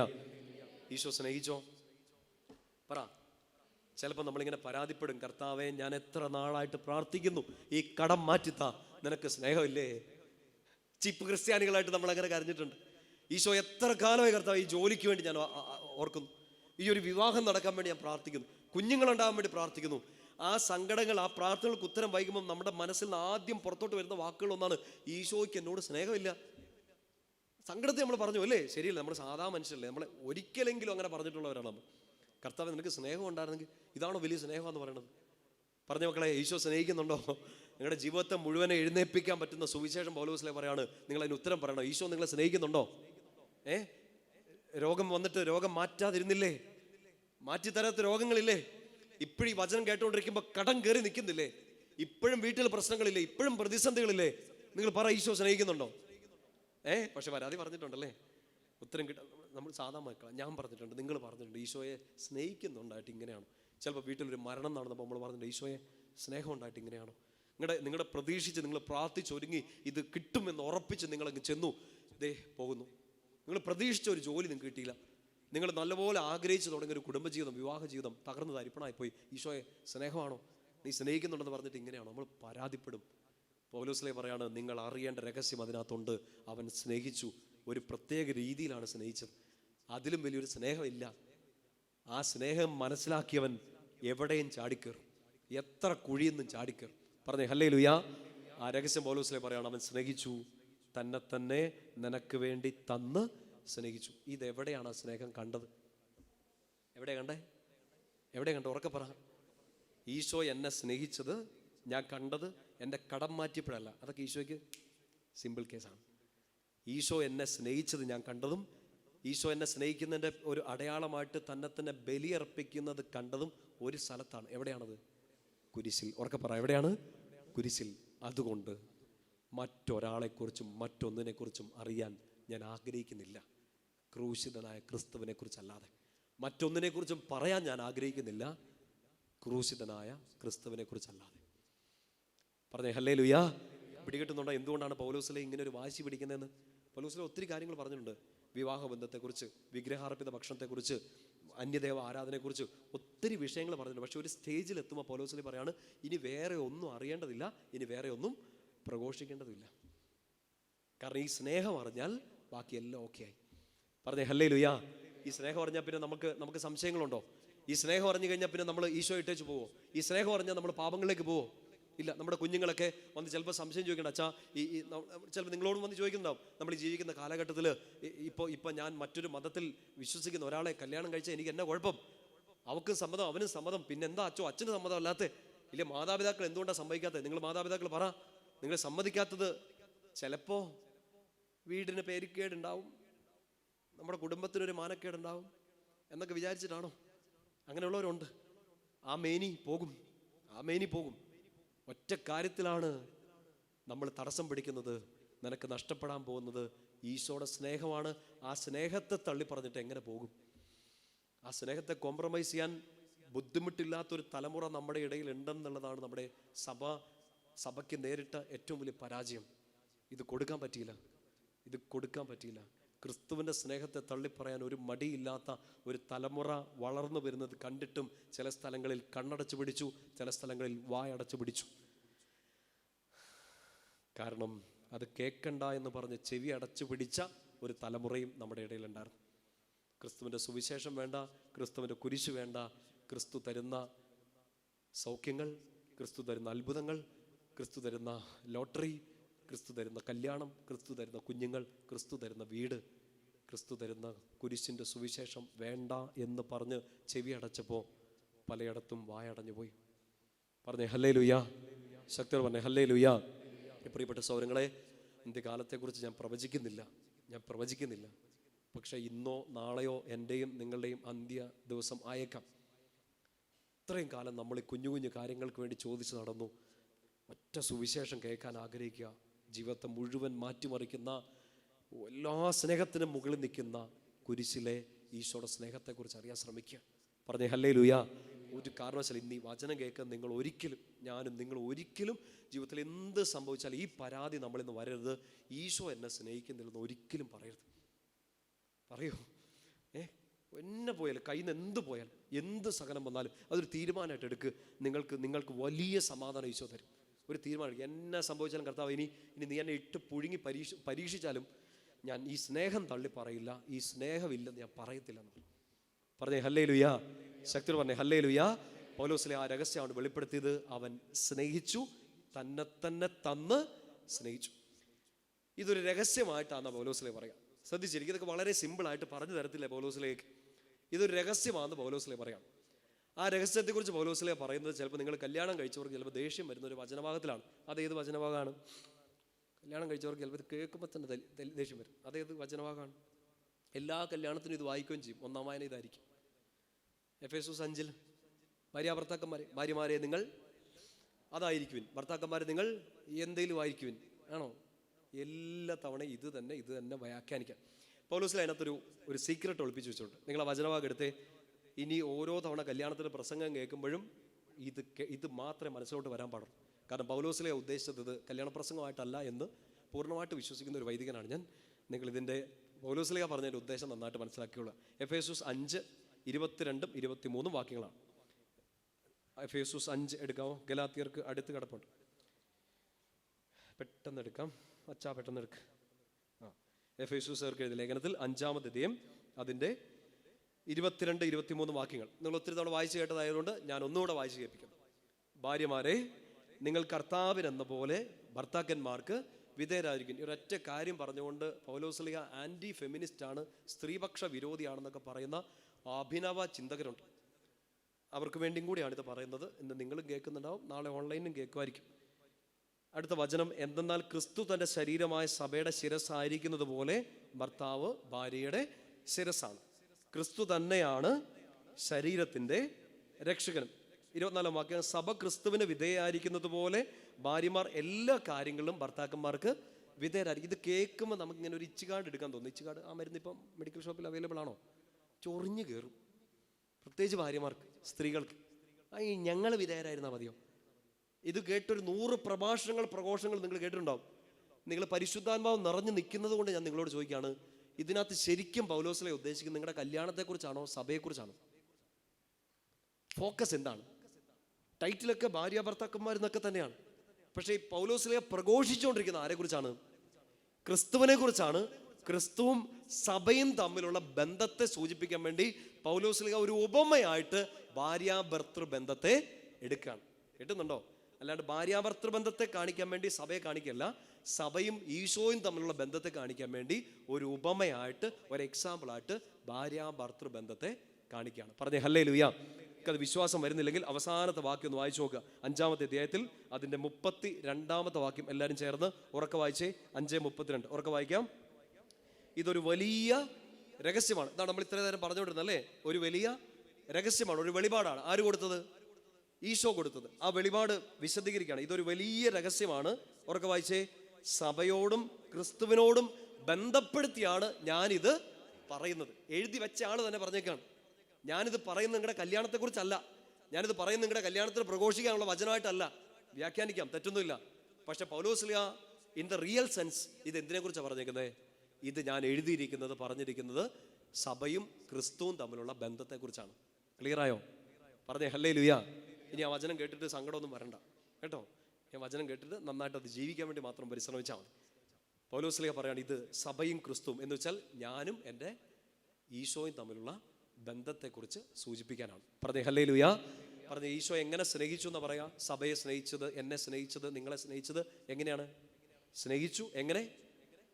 തന്നെ സ്വയം എനിക്ക് വേണ്ടി സമർപ്പിച്ച് എന്നെ സ്നേഹിച്ചു. ഇനി ഒരു വചനഭാഗം ശ്രദ്ധിച്ചേ. 5-ാമത്തെ അധ്യായത്തിൽ 25-ാമത്തെ വാക്യം. ഭാര്യ സഭയുടെ സ്ഥാനത്ത് നിൽക്കുന്നു, ഭർത്താവിന്റെ സ്ഥാനത്ത് ആര് നിൽക്കുന്നു? ഈശോ നിൽക്കുന്നു. 25-ാം വാക്യം വായിക്കുക. ഭർത്താക്കന്മാരെ, ക്രിസ്തു സഭയെ സ്നേഹിക്കുകയും, ആ വാക്ക് ഓർത്തിരിക്കണം, ക്രിസ്തു സഭയെ സ്നേഹിക്കുകയും, വായിച്ചു, അവളെ വിശുദ്ധീകരിക്കാൻ വേണ്ടി തന്നെ സമർപ്പിക്കുകയും ചെയ്തതുപോലെ നിങ്ങൾ ഭാര്യമാരെ സ്നേഹിക്കണം. ഓക്കെ, ആ വിവാഹ ജീവിതമൊക്കെ മാറ്റി വെക്കുക കേട്ടോ. ഇത് അതിനെക്കുറിച്ചുള്ളതല്ല, ഈ വചനഭാഗം അതിനെക്കുറിച്ചുള്ളതല്ല. ഈശോയുടെ സ്നേഹത്തെക്കുറിച്ച് പറഞ്ഞു തരാൻ വേണ്ടി പൗലോസ്ലീഹ ഒരു രഹസ്യമായിട്ട് തന്നേക്കാണ്. രഹസ്യം പെട്ടെന്ന് ഇങ്ങനെ ഓപ്പൺ ആയിട്ട് തരില്ല, അതൊരു നിധിയിൽ ഒളിപ്പിച്ചു വെച്ച് തരികയാണ്. ആ നിധി, വിവാഹ ജീവിതം എന്ന ഒരു വലിയ നിധിയിലൂടെ അത് ഒളിപ്പിച്ചു തന്നേക്കാണ്. ഈശോ സഭയെ സ്നേഹിച്ചതുപോലെ ഭർത്താവ് ഭാര്യയെ സ്നേഹിക്കണം. എന്നിട്ട് പറയണം ഈശോ എങ്ങനെ സ്നേഹിച്ചു? അവളെ സ്നേഹിക്കുകയും അവളെ വിശുദ്ധീകരിക്കാൻ വേണ്ടി തന്നെ സമർപ്പിക്കുകയും ചെയ്തു. പറഞ്ഞേ ഹല്ലേലൂയ. ഇത് തന്നെയല്ലേ നമ്മൾ മുമ്പേ വായിച്ചേ? ഗലാത്യർ 2:20 എങ്ങനെ വായിച്ചു? അവൻ എന്നെ സ്നേഹിച്ചു, എനിക്ക് വേണ്ടി തന്നെ ബലിയർപ്പിച്ചു. കണക്ഷൻ വിട്ടു പോകരുത് കേട്ടോ. ഈശോയുടെ കുരിശിന്റെ വചനപ്രഘോഷണം, അതാണ് ഏറ്റവും വലിയ സ്നേഹം. ആ സ്നേഹം ഈശോ എങ്ങനെ കാണിച്ചു? സ്നേഹിച്ച് തന്നെ ബലിയർപ്പിച്ചു. ആ സ്നേഹം കാണിക്കാൻ വേണ്ടി പൗലോസ്ലീഹ ഒരു എക്സാമ്പിൾ എടുക്കുകയാണ്, ഭാര്യ-ഭർതൃ ബന്ധം. ക്രിസ്തു സഭയെ സ്നേഹിച്ചതുപോലെ ഭർത്താവ് ഭാര്യയെ സ്നേഹിക്കണം. എങ്ങനെ സ്നേഹിച്ചു? സ്നേഹിച്ച് അവളെ വിശുദ്ധീകരിക്കാൻ വേണ്ടി തന്നെ ബലിയർപ്പിച്ചു. ഈശോയുടെ സ്നേഹം ഇങ്ങനെയാണ് എന്ന് ഈ ഒരു എക്സാമ്പിളിലൂടെ പൗലോസ്ലീഹ പറയാണ്. അടുത്തൊരു വചനം അതിനോട് ചേർത്ത് വായിക്കണം. 5-ാമത്തെ അധ്യായത്തിൽ 26-ാമത്തെ വാക്യം. നല്ല അഭിഷേകത്തോടെ വായിക്കണം കേട്ടോ. വായിക്കുമ്പോൾ തന്നെ അതിൻ്റെ ഒരു കൃപ നിറയട്ടെ. 5:27 ഉറക്കെ വായിച്ചേ. 26-27 ഉറക്കെ വായിക്കാം. അവൻ സഭയെ വിശുദ്ധീകരിക്കുന്നതിന് വേണ്ടി ജലം കൊണ്ട് കഴുകി വചനത്താൽ വെണ്മയുള്ളതാക്കി. ശ്രദ്ധിക്കുക, അവൻ അവളെ സ്നേഹിച്ചത് വിശുദ്ധീകരിച്ചുകൊണ്ടാണ്. എങ്ങനെ വിശുദ്ധീകരിച്ചു? ജലം കൊണ്ട് കഴുകി വചനത്താൽ വെണ്മയുള്ളതാക്കി. പറഞ്ഞേ ഹല്ലേലൂയ. അർത്ഥം നിങ്ങൾ പറ. ഈശോ നിങ്ങളെ സ്നേഹിച്ച ആദ്യത്തെ രീതി എങ്ങനെയാണ്? മാമോദീസ. അവൻ വെള്ളത്താൽ കഴുകി വചനത്താൽ വെണ്മയുള്ളതാക്കി. പറഞ്ഞേ ഹല്ലേലൂയ. പിടികിട്ടുന്നുണ്ടോ? പരിശുദ്ധാത്മാവ് ആർഭാടമായിട്ട് ഓടിയിറങ്ങി നടക്കാണ്, ഹാളിലും പൗലോസ്ലീഹയുടെ നാവിലും. അത് നമ്മുടെ ഹൃദയത്തിലോട്ട് എടുത്താൽ നമ്മൾ പറക്കും. പറഞ്ഞേ ഹല്ലേലൂയ. അവളെ വിശുദ്ധീകരിക്കാൻ വേണ്ടി ജലം കൊണ്ട് കഴുകി വചനത്താൽ വെണ്മയുള്ളതാക്കി. എന്തിനു വേണ്ടി? 27-ാം വാക്യം. ഇതവളെ കറയോ ചുളിവോ മറ്റു കുറവുകളോ ഇല്ലാത്ത മഹത്വപൂർണയായി തനിക്ക് തന്നെ പ്രതിഷ്ഠിക്കുന്നതിനും അവൾ കളങ്കരഹിതയും പരിശുദ്ധയാകുന്നതിനും വേണ്ടിയാണ്. ഇത്രയൊക്കെ വായിക്കുമ്പോഴേ മനസ്സിലാവുന്നില്ലേ ഇത് കല്യാണത്തെക്കുറിച്ചല്ലെന്ന്? ഈശോയ്ക്ക് എന്നോട് നിങ്ങളോടുള്ള സ്നേഹത്തെക്കുറിച്ച് പറഞ്ഞുകൊണ്ടിരിക്കുന്നത്. എനിക്ക് മാമോദീസ തന്നത്, എന്നോട് ഈശോ വചനത്തിലൂടെ സംസാരിക്കുന്നത്, എന്നെ കഴുകി ശുദ്ധീകരിക്കുന്നതിൻ്റെ ഏറ്റവും വലിയ ലക്ഷ്യം അവളെ കറയോ ചുളിവോ മറ്റു കുറവുകളോ ഇല്ലാത്ത മഹത്വപൂർണയായി തനിക്ക് തന്നെ പ്രതിഷ്ഠിക്കുന്നത്. ഇപ്പൊ എന്തിനാ ഈശോ നമുക്ക് മാമോദീസ തന്നെ, സഭയെ ചേർത്ത് വിശുദ്ധ കുർബാന തരുന്നത്, വചനം തരുന്നത്? ഒറ്റ കാര്യം, തനിക്ക് വേണ്ടി പ്രതിഷ്ഠിക്കാൻ. എന്ന് വെച്ചാൽ നിന്നെ വേറെ ഒരാൾക്കും വിട്ടുകൊടുക്കത്തില്ല. പറഞ്ഞേ ഹല്ലേലൂയ. കിട്ടുന്നുണ്ടോ? ഈ സ്നേഹം എന്ന് വെച്ചാൽ ഇങ്ങനെ തന്നോണ്ടിരിക്കുക എന്ന് മാത്രമല്ല, ഈശോ തരാൻ പറ്റുന്നതിന്റെ മാക്സിമം തന്നു, തന്നെ ബലിയർപ്പിച്ചു. ആ സ്നേഹത്തിന്റെ മറ്റൊരു അടയാളമാണ് നിങ്ങൾ മാതാപിതാക്കൾ നിങ്ങളുടെ മക്കളെ സ്നേഹിക്കുന്നുണ്ടെങ്കിൽ അവർക്ക് ആവശ്യമുള്ളതൊക്കെ കൊടുക്കും. വിദ്യാഭ്യാസം കൊടുക്കും, ആവശ്യമുള്ള പ്രോത്സാഹനങ്ങൾ, തിരുത്തലുകൾ, അവരുടെ ജീവിതത്തിന്റെ ഘട്ടത്തിൽ ആവശ്യമായതെല്ലാം കൊടുക്കുക മാത്രമല്ല, ഈ കൊച്ചിനെ ആരും തട്ടിക്കൊണ്ട് പോകാതിരിക്കാനും നിങ്ങൾ ശ്രദ്ധിക്കും. ശരിയാണോ? കാരണം ഈ മക്കൾ ആരുടേതാണ്? നമ്മുടേതാണ്. സ്നേഹം പ്രകടമാക്കുന്നത് കൊടുത്തോണ്ട് മാത്രമല്ല, നിങ്ങളുടേതായി സ്വന്തമായി വെച്ചോണ്ടും കൂടെയാണ് സ്നേഹിക്കുന്നത്. ഈശോ നമ്മളെ ശുദ്ധീകരിച്ചത് കളങ്കമോ ചുളിവോ ഇല്ലാതെ തനിക്ക് വേണ്ടി നമ്മളെ പ്രതിഷ്ഠിക്കാൻ വേണ്ടിയാണ്. വേറെ ഒരാൾക്കും വിട്ടുകൊടുക്കാതെ നീ എൻ്റെത് മാത്രമാണെന്ന് ഈശോ കുരിശേ കടന്ന് പറയാണ്. പറഞ്ഞേ ഹല്ലേലൂയ. ഇനി പരാതിപ്പെടരുത് എന്നെ സ്നേഹിക്കുന്നില്ലെന്ന്. എനിക്കാരുമില്ല, എന്നെ ഉപേക്ഷിച്ചു, എന്നെ നോക്കാൻ ആരുമില്ല, അപ്പനില്ല, അമ്മയില്ല, കൂട്ടുകാരില്ല, ജീവിത പങ്കാളിയില്ല, മൈൻഡ് ചെയ്യാൻ ഒരാളില്ല. പരാതി പറയരുത്. കാരണം ലോകത്തിൻ്റെ വലിയ ചക്രവർത്തി, ഏക സത്യദൈവമായ ഈശോ എന്നെ സ്നേഹിക്കുന്നു. അവൻ്റെ സ്വന്തമായിട്ട് എന്നെ വെച്ചിട്ടുണ്ട്. ഒരാളും തട്ടിക്കൊണ്ടു പോകത്തില്ല.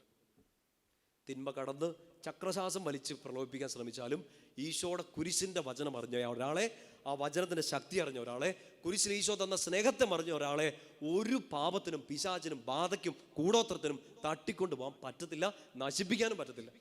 നിങ്ങളുടെ കുടുംബത്തിൽ അങ്ങനെ ഒരു വചനം, ക്രിസ്തുവിൻ്റെ കുരിശിൻ്റെ വചനം, ഈശോയുടെ കുരിശിലൂടെ ഒഴുകിയിറങ്ങിയ സ്നേഹത്തെക്കുറിച്ച് നിങ്ങൾ പറഞ്ഞാൽ, ആ സ്നേഹം നിങ്ങൾ മാതാപിതാക്കൾ മക്കൾക്ക് കൊടുത്ത് നിങ്ങളത് ഷെയർ ചെയ്താൽ, നിങ്ങളുടെ കുടുംബത്തെ തകർക്കാൻ പറ്റുന്ന ഒരു പിശാച് ഇതുവരെ നരകത്തിൻ്റെ ആധാർ കാർഡിൽ വന്നിട്ടില്ല. അവൻ ഞൊട്ടും നിങ്ങളെ പറ്റിച്ചുകൊണ്ട് പോകാൻ. ഇതിപ്പോൾ അതിലേക്കൂടെ പോയ പാക്കാനും മാക്കാനും എല്ലാം നമ്മുടെ വീടിനെ കയറി മാന്തുന്നു, നമ്മുടെ കുടുംബത്തെ, നമ്മുടെ ജീവിതത്തെ കയറി മാന്തുന്നു. ഈ സുവിശേഷം നമുക്ക് മനസ്സിലായിട്ടില്ല. ഈ സുവിശേഷം കേൾക്കാൻ ആഗ്രഹിക്കാത്ത എല്ലാവരെയും പിശാച് ചുമ്മാ വന്ന് തോണ്ടിക്കൊണ്ടുപോകും. മനസ്സിലാവുന്നുണ്ടോ? സകല ബാധയ്ക്കും, സകല അടിമത്തത്തിനും, സകല പ്രലോഭനങ്ങൾക്കും, സകല ബന്ധനങ്ങൾക്കും ഒറ്റ കാര്യം, ഇതിനെയൊക്കെ ചിതറിച്ച് കളയുന്ന കുരിശിൻ്റെ വചനം നമ്മൾ ഏറ്റെടുത്തില്ല. ആ സ്നേഹം മനസ്സിലായില്ല, വലിയ ബന്ധനത്തിലായി. അഴിക്കാം ഒറ്റ കാര്യത്തിൽ. 1000 ധ്യാനങ്ങളല്ല, 1000 ഭൂതോച്ചാടനങ്ങളല്ല, ഒറ്റ തവണ ആ സ്നേഹം അറിഞ്ഞാൽ, ഒറ്റ തവണ ആ വചനം വിശ്വസിച്ചാൽ, ഈശോ എനിക്ക് വേണ്ടി ബലിയർപ്പിച്ചു, ആ സ്നേഹം, ആ രക്തം എനിക്ക് സമാധാനം നൽകി എന്നറിഞ്ഞാൽ, ആ സമാധാനം കെടുത്താൻ വന്ന സകല പിശാചുകളും അവർ കുരിശിൻ ചുവട്ടിലേക്ക് മടങ്ങി നിർവീര്യമാകുക അല്ലാതെ വേറെ വഴിയില്ല. 2 കരങ്ങൾ ഉയർത്തി പറഞ്ഞേ ഹല്ലേലൂയ.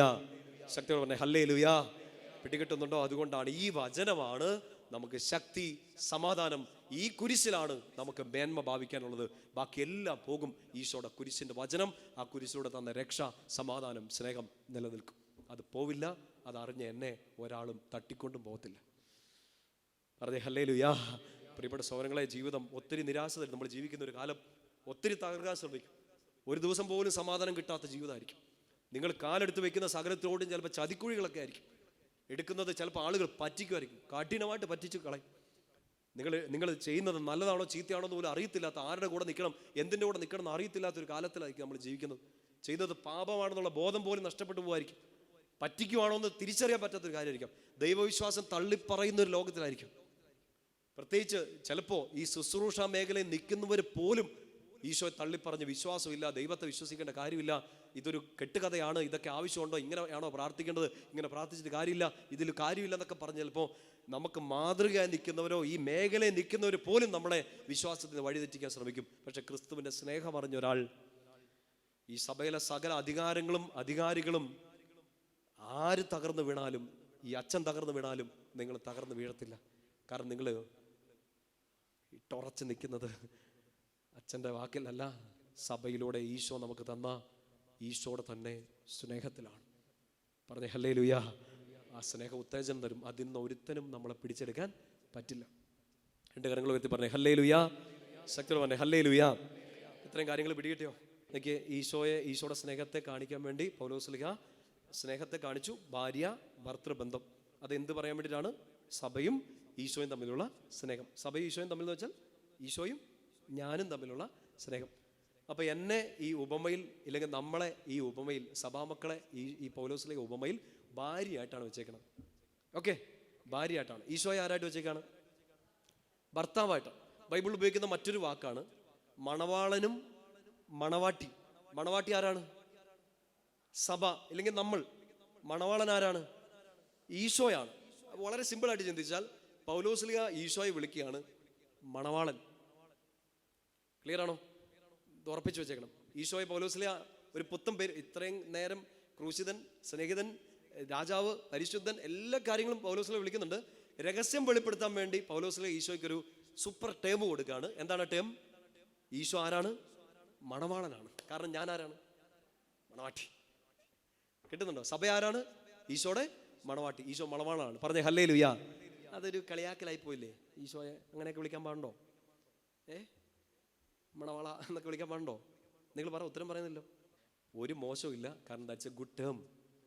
ഇത് പൗലോസ്ലീഹ കണ്ടുപിടിച്ച വാക്കല്ല.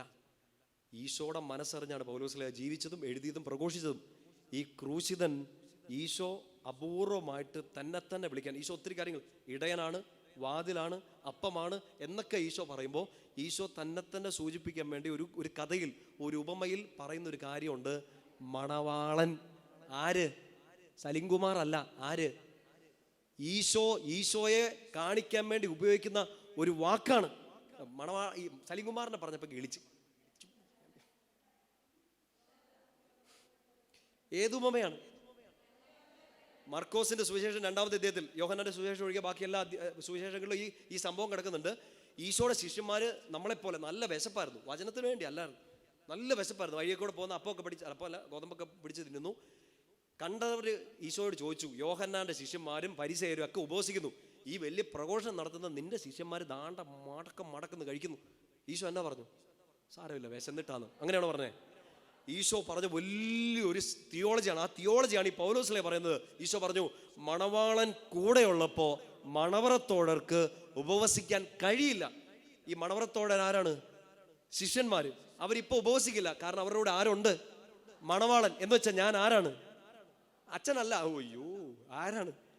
ഈശോ മണവാളനാണ്. പൗലോസിലെ കണ്ടുപിടിച്ച വാക്കല്ല ഇത്, ഈശോ തന്നെ ഈശോയെ കുറിച്ച് പറയാൻ ഉപയോഗിച്ച വാക്കാണ്. ഞാൻ മണവാളനാണ്, എൻ്റെ ശിഷ്യന്മാർ മണവറ തോടരാണ്. പറഞ്ഞേ ഹല്ലേലൂയ. ബാക്ക്ഗ്രൗണ്ട് പിടികിട്ടുന്നുണ്ടോ? ഉപവാസത്തെ കുറിച്ചുള്ള തർക്കം വരുമ്പോഴാണ് ഈശോ പറയുന്നത് അവരിപ്പോൾ ഉപവസിക്കത്തില്ല, അവർ കഴിക്കട്ടെ. കാരണം ആരുണ്ട് അവരുടെ കൂടെ? മണവാളനുള്ളപ്പോൾ അവർ ഉപവസിക്കില്ല. പക്ഷെ അവർ ഉപവസിക്കും. എപ്പോൾ? തപസ് ധ്യാനം, പാമ്പാടി ഗുഡ് ന്യൂസ് ധ്യാനം എന്നിട്ട് നടക്കുമ്പോൾ ആണോ? അല്ല. എന്നവർ ഉപവസിക്കും? മർക്കോസിന്റെ സുവിശേഷം 2-ാമത്തെ അധ്യായം എടുത്തേ, വചനം എടുക്കുക. നമ്മുടെ ഓർമ്മകളിൽ നിന്നൊന്നും പറയണ്ട, ഒന്നും തെറ്റിപ്പോരുത്. 2-ാമത്തെ അധ്യായത്തിന്റെ 19-ാമത്തെ വാക്യം എല്ലാവരും കൂടെ ഒന്ന് ചേർന്നൊന്ന് ഉറക്കെ വായിച്ചേ. ഈശോ പറഞ്ഞു, മണവാളൻ കൂടെ ഉള്ളപ്പോൾ മണവറത്തോഴർക്ക് ഉപവസിക്കാൻ സാധിക്കുമോ? മണവാളൻ കൂടെ ഉള്ളിടത്തോളം കാലം അവർക്ക് ഉപവസിക്കാനാവില്ല. ഞാൻ അടുത്ത വചനം 20-ാമത്തെ വാക്യം വായിച്ചു. മണവാളൻ അവരിൽ നിന്ന് അകറ്റപ്പെടുന്ന കാലം വരും, അന്ന് അവർ ഉപവസിക്കും. മറ്റൊരു സുവിശേഷ ഭാഗത്ത് ഇങ്ങനെ കാണുന്നുണ്ട്, മണവാളൻ അവരിൽ നിന്ന് എടുക്കപ്പെടുന്ന സമയം വരും. രണ്ട് ഏകദേശം ഒരേ അർത്ഥം വെക്കുക. ഇപ്പം മണവാളൻ കൂടെ ഉള്ളപ്പോൾ അവർ ഉപവസിക്കില്ല. അവർ ഉപവസിക്കുക എപ്പോൾ?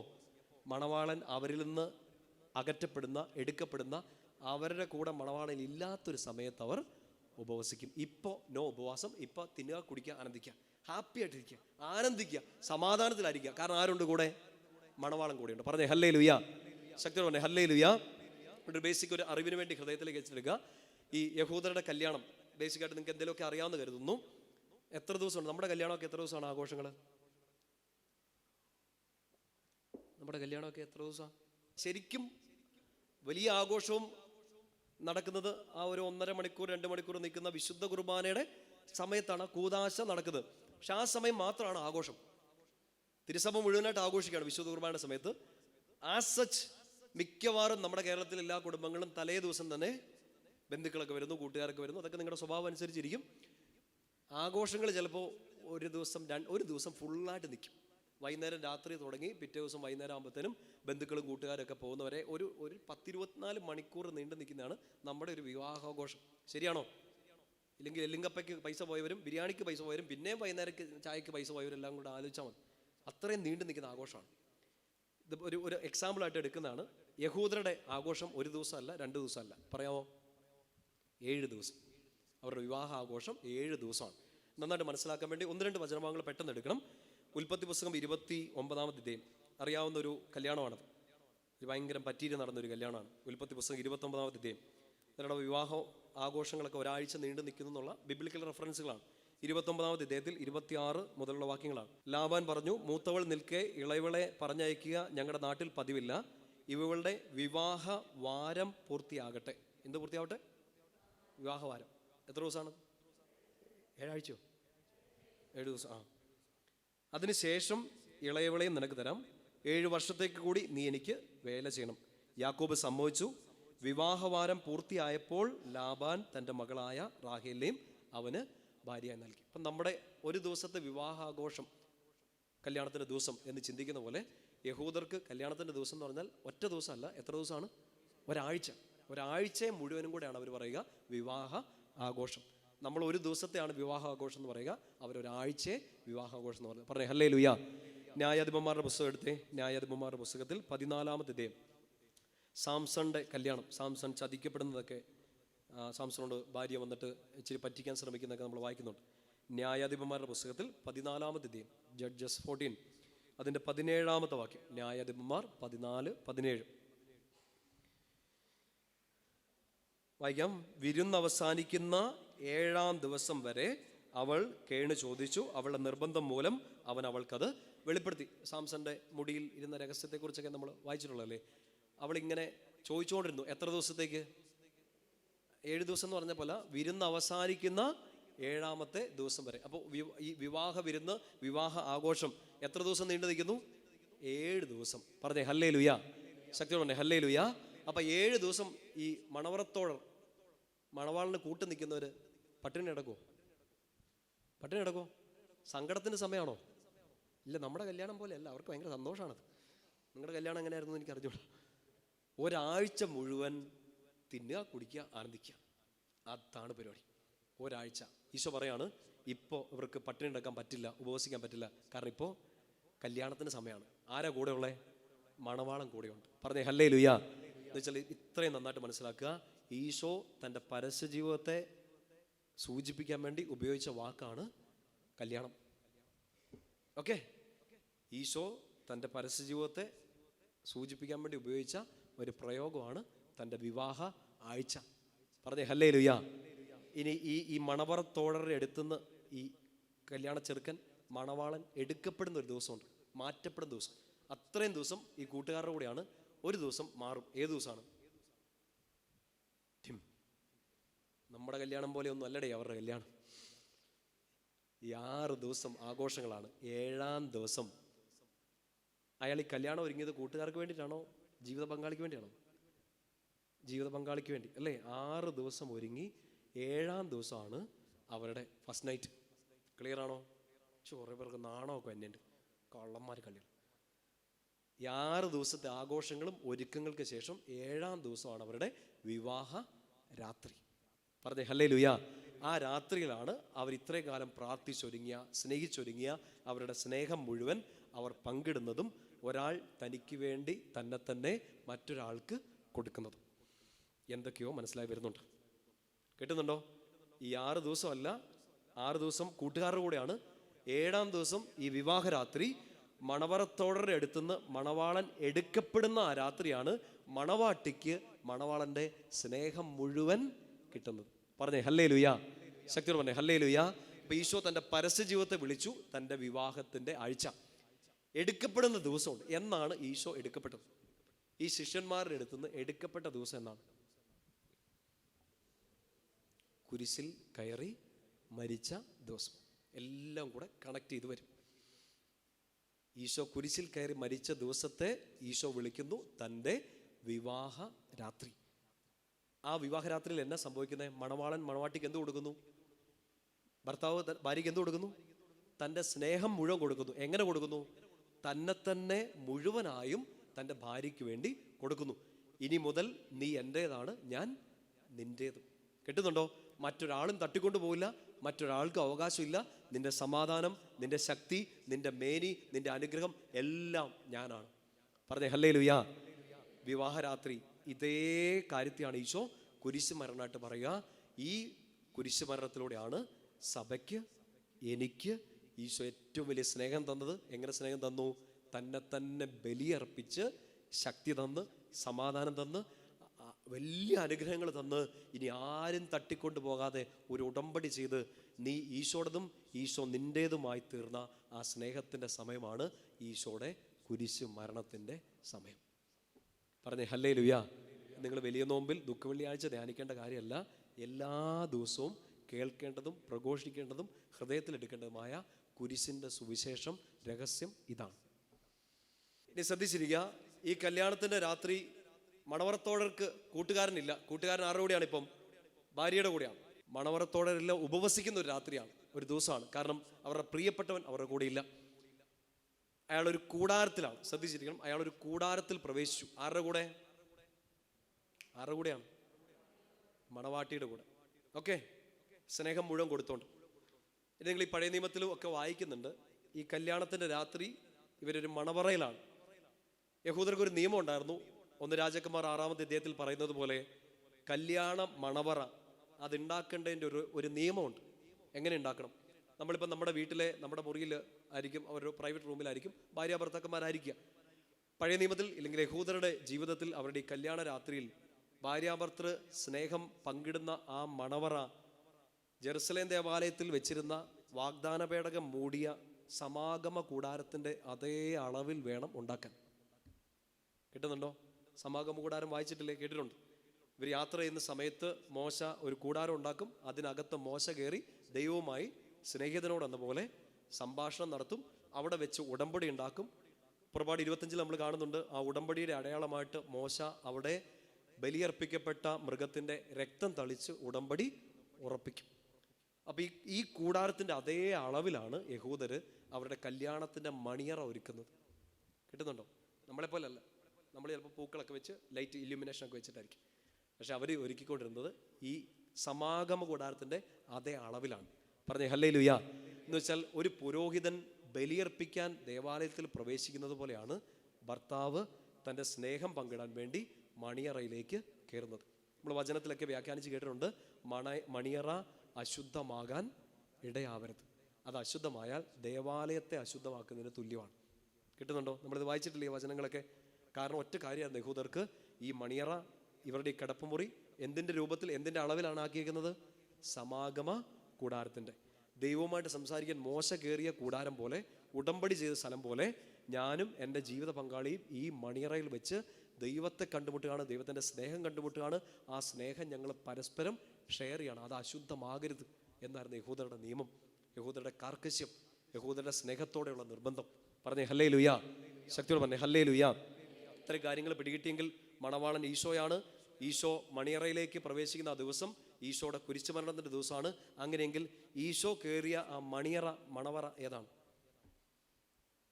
പുരോഹിതൻ ബലിയർപ്പിക്കാൻ ദേവാലയത്തിൽ കയറുന്ന പോലെ, ഭർത്താവ് തൻ്റെ സ്നേഹം കൊടുക്കാൻ ഭാര്യയുടെ അടുത്തേക്ക് മുറിയിലേക്ക് കയറുന്നത് പോലെ, ഈശോ എന്നോടും നിങ്ങളോടുള്ള സ്നേഹം കാണിക്കാൻ വേണ്ടി, ഉടമ്പടി ഉറപ്പിക്കാൻ വേണ്ടി, രക്തത്താലുള്ള ഉടമ്പടി വെച്ച് സമാധാനം നൽകാൻ വേണ്ടി ഈശോ കയറിയ മണവറ ഏതാണ്? ഉറക്കപ്പറ. കുരിശാണ്. പറഞ്ഞേ ഹല്ലേലൂയ. അതുകൊണ്ട് മറ്റൊരു വചനവും മറ്റൊരു സുവിശേഷവും അറിയേണ്ടതില്ല, പ്രഘോഷിക്കേണ്ടതില്ല. കാരണം ഈ കുരിശിൽ വെച്ചാണ് ഈശോ എനിക്ക് മണവാളൻ മണവാട്ടിയെപ്പോലെ, ഭർത്താവ് ഭാര്യയെപ്പോലെ, ക്രിസ്തു സഭയെ എന്ന പോലെ എനിക്ക് സ്നേഹം തന്നത് ഈ മണിയറയിൽ വെച്ചാണ്. ഏത് മണിയറയിൽ? കുരിശിൽ വെച്ച്. പറഞ്ഞേ ഹല്ലേലൂയ. ശക്തി പറഞ്ഞേ ഹല്ലേലൂയ. ഈശോ കുരിശിൽ മരിച്ചതിനെ, ഈശോ പരസ്യ ജീവിതത്തെ തൻ്റെ മണവറ തോഴരുടെ കൂടെയുള്ള ജീവിതം എന്ന് വിളിച്ചു. ഈശോ തൻ്റെ കുരിശുമരണത്തെ തൻ്റെ കല്യാണത്തിൻ്റെ രാത്രി എന്ന് വിളിച്ചു. കുരിശുമരണത്തെക്കുറിച്ചൊക്കെ നമ്മൾ ഒത്തിരി കേട്ടിട്ടുള്ളതാണ്. നോമ്പുകാലത്തൊക്കെ നമ്മൾ ധ്യാനിക്കും. അച്ഛനൊന്ന് ശ്രദ്ധിച്ചിരുന്നേ. ഈശോയെ കുരിശിൽ തറച്ചത് യഹൂദരാണോ റോമാക്കാരാണോ? ഈശോയ്ക്കെതിരെ കുറ്റം ആരോപിച്ചതും ഈശോയ്ക്കെതിരെ വിധി കൽപ്പിക്കണമെന്നൊക്കെ ആരോപണങ്ങൾ കൊണ്ടുവന്ന് ഈശോയെ കൊണ്ട് നിർത്തിയതും എല്ലാം യഹൂദരാണ്. അവർക്ക് കുരിശിൽ കയറ്റാനുള്ള അധികാരമില്ല. റോമാക്കാർ ഭരിച്ചുകൊണ്ടിരിക്കുന്നു. തലവെട്ടി കൊല്ലാനും റോമാക്കാർക്ക് അനുവാദമുണ്ട്, അവർക്ക് അധികാരമുണ്ട്. പക്ഷേ ഏറ്റവും അവരുടെ ശിക്ഷാരീതികളിൽ ഏറ്റവും നികൃഷ്ടമായ, ഏറ്റവും നീചമായ, ഏറ്റവും ക്രൂരമായ ശിക്ഷാരീതിയാണ് കുരിശുമരണം. നമുക്കിതിനെക്കുറിച്ച് അറിയാം. ഈ കുരിശുമരണത്തിന് മുമ്പ് ഒരു ശിക്ഷയോടുകൂടിയാണ് ഇത് ആരംഭിക്കുക. വിധി കേട്ടാൽ ഉടനെ ഈ കുറ്റവാളിയെ ഈശോ അങ്ങ് മാറ്റി നിർത്തുക. കുരിശുമരണത്തിന് വിധിക്കപ്പെട്ട ഒരു കുറ്റവാളിക്ക് ആദ്യം കൊടുക്കുന്ന ശിക്ഷ എന്താണെന്നറിയോ? ആദ്യം കൊടുക്കുന്ന ശിക്ഷ എന്താണ്? പറ. ജപമാലയിൽ ദുഃഖത്തിൻ്റെ 2ാം രഹസ്യം പറ. ചാട്ടവാറ കൊണ്ട് അടിച്ചു അല്ലേ? ചമ്മട്ടിക്കടിച്ച് തന്നെ. അത് തന്നെയാണോ? ഓക്കെ. കുറ്റവാളി, കുരിശുമരണത്തിന് വിധിക്കപ്പെട്ട കുറ്റവാളിക്കുള്ള ആദ്യത്തെ ശിക്ഷ ചമ്മട്ടി അടിക്കുക. എത്ര അടി? ചോദ്യങ്ങൾ ചോദിക്കാണ്ട് പറഞ്ഞിട്ട് പോ. റേഡിയോ അച്ഛാ. No radio, this is not radio. എത്ര അടി? പൗലോസിലെയൊക്കെ ചങ്ക് പൊട്ടി പറയുന്നത് കുറേ മാസങ്ങൾക്ക് മുമ്പ് ഞാൻ പറഞ്ഞായിരുന്നു. 39 അടി 40 അടിയൊക്കെ കിട്ടുന്നത് യഹൂദർ ശിക്ഷിക്കുമ്പോഴാണ്. ചാട്ടയടിച്ച് 40 തവണ 39 തവണ കൊടുക്കണം നിയമാവർത്തന പുസ്തകത്തിൽ പറയുന്നുണ്ട്. അത് യഹൂദർക്കാണ്. റോമാക്കാരുടെ കണക്കില്ല. അടിയോടടി. അത് ചുമ്മാ അടിയല്ല. ഈ ലെതർ സ്ട്രാപ്പിൽ ഒന്നുകിൽ എല്ലിൻ്റെ കഷ്ണം ഇല്ലെ കമ്പി കഷ്ണമൊക്കെ വെച്ച് അറ്റം കൂർത്ത് നിൽക്കുന്നത്. നിങ്ങളിത് ഒത്തിരി ചിത്രങ്ങളിലൊക്കെ ആയിട്ട് ആലേഖനം ചെയ്ത് നമ്മൾ കണ്ടിട്ടുണ്ട്. അടി കൊണ്ടാൽ വേദനിക്കുകയല്ല, പാടുവരികയല്ല ചെയ്യേണ്ടത്. അടി കൊണ്ടാൽ കൊണ്ടെടുത്തുന്ന ചോരയും മാംസക്കട്ടയും പുറത്ത് പോരണം. അതുപോലത്തെ അടിയാണ്. നിങ്ങൾ ശ്രദ്ധിക്കുക. കുരിശുമരണം മാത്രമല്ല ശിക്ഷ. കുരിശുമരണം ആരംഭിക്കുന്നത് ശിക്ഷയ്ക്ക് വിധിക്കപ്പെട്ട ഒരു കുറ്റവാളിക്കുള്ള ശിക്ഷയുടെ ആദ്യത്തെ സ്റ്റെപ്പാണ് ചാട്ടക്കടിക്കുക. മിക്കവാറും ചാട്ടയടി കൊണ്ട് മരിക്കും. യൂഷ്വലി ശ്രദ്ധിച്ചിരിക്കണം. യൂഷ്വലി ചാട്ടയടി കൊണ്ട് രക്തം വാർന്ന് ഇയാൾ മരിക്കും, ഈ കുറ്റവാളി. ഇനി മരിച്ചില്ലെങ്കിൽ അയാൾക്ക് 2ാമത്തെ ശിക്ഷയുണ്ട്. എന്താണെന്നറിയോ? അയാളെ കൊല്ലാൻ വേണ്ടി വിധിച്ചു വെച്ചിരിക്കുന്ന കുരിശെടുത്തോണ്ട് അയാൾ കുരിശുമരണം നടക്കേണ്ട സ്ഥലത്തേക്ക് നടന്നു നീങ്ങാം. ഈശോയ്ക്ക് സംഭവിച്ച കാര്യങ്ങളൊക്കെ ഓർക്കണം. ഇതെല്ലാം കൂടെ കുരിശുമരണത്തെ മാത്രം പീഡാസനം എന്നല്ല പറയേണ്ടത്. അടി ആദ്യം കിട്ടി, എത്ര അടി കിട്ടിയെന്ന് കണക്കില്ല. യഹൂദരുടെ കണക്കിലാണ് 39-40, റോമാക്കാരുടെ കണക്കിൽ ആ അടിക്ക് കണക്കില്ല. കീറി മുറിയുന്ന വരെ അടിക്കും. അവരടിച്ചാടി മടുത്തു. ഈശോ മരിച്ചില്ല. അതുകൊണ്ട് ശിക്ഷയുടെ രണ്ടാമത്തെ സ്റ്റെപ്പ് കുരിശിന്റെ ഭാരം എടുത്ത് കുരിശാരോഹണം നടക്കേണ്ട സ്ഥലത്തേക്ക് പോകുക. നിങ്ങൾക്കറിയാം, അത് ഏറ്റവും പബ്ലിക്കായ സ്ഥലത്തെ റോമാക്കാർ കുരിശിൽ തറയ്ക്കുള്ളൂ. കാരണം ഇത് എല്ലാവരും കാണണം. മിക്കവാറും ഒരു തുണി പോലും ഉടുതുണിയുടെ മറവില്ലാതെ ഏറ്റവും ആ ഒരു ഹ്യൂമൻ ഡിഗ്നിറ്റി, മാനുഷികമായ എല്ലാം എടുത്ത് കളഞ്ഞിട്ടേ അയാളെ കുരിശിൽ കയറ്റുള്ളൂ. തല്ലി പഴിപ്പിച്ച് ഈ കുരിശിന്റെ ഭാരം എടുത്ത് ഈ കുരിശാരോഹണം നടക്കുന്ന സ്ഥലം എത്തുമ്പോഴത്തേനും ഇവൻ മരിക്കും, ഈ കുറ്റവാളി മരിക്കും. ഈശോ എന്നിട്ടും മരിച്ചില്ല. എന്നിട്ടാണ് ഈശോയെ വലിച്ചു നീട്ടി, ഒന്നുകിൽ കുരിശെ തറയ്ക്കുന്ന 3 രീതിയിലാണ്. ഒന്നുകിൽ കുരിശെ തൂക്കിയിടും, ഇല്ലെങ്കിൽ കൈവച്ച് കെട്ടിയിടും, ഇല്ലെങ്കിൽ ആണി അടിച്ച് കുരിശിൽ തറയ്ക്കും. അതവരുടെ രീതിയാണ്, റോമാക്കാരുടെ ക്രൂശാരോഹണ രീതിയാണ്. ഈശോയെ കുരിശിൽ കയറ്റി. ഇനി മരിക്കാൻ അവരത് വെയിറ്റ് ചെയ്യും. ഏറ്റവും കഷ്ടപ്പെട്ട് മരിക്കാൻ വേണ്ടിയിട്ടാണ് വിടുക. ശ്വാസം മുട്ടിയാണ് കുരിശെ കിടന്ന് മരിക്കുക. കുരിശെ കിടന്ന് ചുമ്മാ മരിക്കുകയല്ല, കുരിശിൽ കിടന്ന് ശ്വാസം എടുക്കാൻ പറ്റാതെയാണ് ഒരു കുറ്റവാളി മരിക്കുക. അങ്ങനെ മരണപ്പെട്ടില്ലെങ്കിൽ മരണം ഉറപ്പ് വരുത്താൻ വേണ്ടി അയാളുടെ ശരീരത്തിൻ്റെ ഏതോ ഭാഗം തല്ലിപ്പൊട്ടിക്കും. ഏത് ഭാഗമാണ്? കാല് ഒടിച്ച് കളയും. അതെന്തിനാ? ശരീരം ശരിക്കും പറഞ്ഞാൽ കുരിശയിൽ ഈശോ നിങ്ങൾ ഓർക്കണ്ട, ശരിക്കും പറഞ്ഞാൽ അങ്ങനെ കുരിശയിൽ കയറുന്ന ഒരാൾ ഒരു വലിയ മാംസക്കഷ്ണം, ഒരു ഇറച്ചി കഷ്ണം. നമ്മൾ ഞായറാഴ്ചകളിലൊക്കെ ബീഫ് സ്റ്റാളിലൊക്കെ പോയി നിൽക്കുന്നില്ലേ, പറയാൻ പറ്റുന്ന ഒരു ഉപമയല്ല, പക്ഷേ മനസ്സിലാകാൻ വേണ്ടി പറയാണ്. ഒരു ചുമന്ന ഇറച്ചി കഷ്ണം അത്രേ കാണുള്ളൂ. കാരണം ഇത്ര അടി കൊണ്ട് ഈ കുരിശെടുത്ത് നടന്ന് ഈ കുരിശെ കയറി ഈ ചതഞ്ഞ ഈ കുറ്റവാളി, ആ കുറ്റവാളിയെ കണ്ടാൽ തൂക്കിയിട്ട ഒരു മാംസക്കഷ്ണം മാത്രമായിട്ട് തോന്നുള്ളൂ. അയാളുടെ ശ്വാസം എടുക്കാൻ വേണ്ടി അയാൾ പെടാപ്പാട് വിടും. വൈകുന്നേരമായിട്ട് ഇയാൾ മരിക്കുന്നെങ്കിൽ റൂൾ അനുസരിച്ച് പിറ്റേ ദിവസത്തെ കിടക്കരുത്, ഇല്ലെങ്കിൽ രാത്രി കിടക്കരുത്. അതുകൊണ്ട് കൊന്നു കളയണം. മരണം ഉറപ്പ് വരുത്താൻ വേണ്ടി ഈ കുറ്റവാളിയുടെ കാല് തല്ലി ഒടിക്കും. കാല് തല്ലി ഒടിക്കുന്ന എന്തിനാണ്? അത്രയും നേരം താങ്ങി നിൽക്കാനുള്ളത് കുരിശിൽ നിൽക്കുകയാണ്, താങ്ങി നിൽക്കാൻ പറ്റില്ല. ശരീരം മുഴുവൻ തൂങ്ങി നിൽക്കുമ്പോൾ ആകെ താങ്ങായി നിൽക്കുന്നത് കാലാണ്. ആ കാല് ഒടിച്ച് കളഞ്ഞാൽ പിന്നെ താങ്ങി നിൽക്കാൻ പറ്റില്ല. മരണം അതിദ്രുത ഗതിയിലാവും. പെട്ടെന്ന് ശ്വാസം മുട്ടി മരിക്കും. ഈശോയുടെ കാലുകൾ തല്ലി ഒടിച്ചോ? ഇല്ല. കാരണം അതിനു മുമ്പേ അവൻ്റെ മരണം സംഭവിച്ചു കഴിഞ്ഞിരുന്നു. അത് ഉറപ്പിക്കാൻ വേണ്ടി പടയാളികൾ ഒരുവൻ വിലാപ്പുറത്ത് കുന്തം കൊണ്ട് കൊത്തി. ഉടനെ അവിടെ നിന്ന് രക്തവും വെള്ളവും ഒഴുകി. നിങ്ങൾ പറ, കുരിശുമരണം അത്ര എളുപ്പമുള്ള സംഭവമാണോ? ആണോ? നമ്മൾ ചിന്തിക്കുമ്പോൾ തന്നെ നമ്മുടെ കണ്ണും നിറഞ്ഞൊഴുകും, നമ്മുടെ ചങ്ക് പൊട്ടും, തൊണ്ട വരണ്ടു പോകും. നിങ്ങൾ ഓർക്കണം, ഏതോ അറിവില്ലാത്ത ഏതോ ഒരാളെക്കുറിച്ചല്ല നമ്മൾ പറഞ്ഞുകൊണ്ടിരിക്കുന്നത്, ഈശോയെക്കുറിച്ചാണ്. അത്രയും കഷ്ടപ്പെട്ട ആ സമയത്തെ ഈശോ വിളിക്കുകയാണ്, ഇത് കല്യാണ വിരുന്നാണ്. മനസ്സിലാവുന്നുണ്ടോ? ഇതെൻ്റെ ഏറ്റവും വലിയ ആഘോഷമാണ്. ഇത് ഞാൻ എൻ്റെ സ്നേഹം കാണിക്കുന്നത് ഇങ്ങനെയാണ്. നമ്മൾ പരാതിപ്പെടുകയാണ്, ഈശോ സ്നേഹിക്കുന്നില്ല, ഞാൻ ചോദിച്ചത് എനിക്ക് തന്നില്ല, ഞാൻ പ്രാർത്ഥിച്ചതിന് ഉത്തരം കിട്ടിയില്ല, ഇത്രയും ഞാൻ പള്ളി പോയിട്ട് ഇത്രയും വചനം കേട്ടിട്ട് ഇത്രയും ധ്യാനം കൂടിയിട്ടും എന്നോട് ഈശോയ്ക്ക് ഒരു സ്നേഹം കാണിക്കുന്നില്ല. ഇനി എന്നെ ചെയ്യൂ ഈശോ? ഇനി എന്നെ ചെയ്യും? ഈശോ പരാതി പറഞ്ഞില്ല. അത്രയും കഷ്ടപ്പെട്ട ആ ദിവസത്തെ ഈശോ വളരെ സിമ്പിളായിട്ട് പറയാണ്, മണവാളന്റെ മണവറത്തോടവരെ എല്ലാം ഒഴിവാക്കി, ബാക്കി എല്ലാവരെയും ഒഴിവാക്കി, നിന്നോട് മാത്രം സ്നേഹം കാണിക്കാൻ വേണ്ടി, നിനക്ക് വേണ്ടി മാത്രം കീറി മുറിയാൻ ഒരു മാംസക്കഷ്ണമായിട്ട് ഞാൻ കയറി നിൽക്കുന്ന ഈ പീഡനത്തിന്റെ മണിക്കൂറുകളെ ഞാൻ വിളിക്കാൻ പോകുന്നത് എൻ്റെ കല്യാണത്തിന്റെ ദിവസം എന്നാണ്. കാരണം ഇന്ന് ഞാൻ എനിക്ക് ഉള്ള എല്ലാ സ്നേഹവും നിനക്ക് തരാൻ പോവാണ്. മേലാ ചോദിച്ചേക്കല് കർത്താവ് എന്നെ സ്നേഹിക്കണേ, എനിക്ക് സ്നേഹം തന്നില്ലോ, എന്നെ സ്നേഹിക്കുന്നില്ലല്ലോ എന്ന്. ഇനി എങ്ങനെ സ്നേഹിക്കാനാണ്?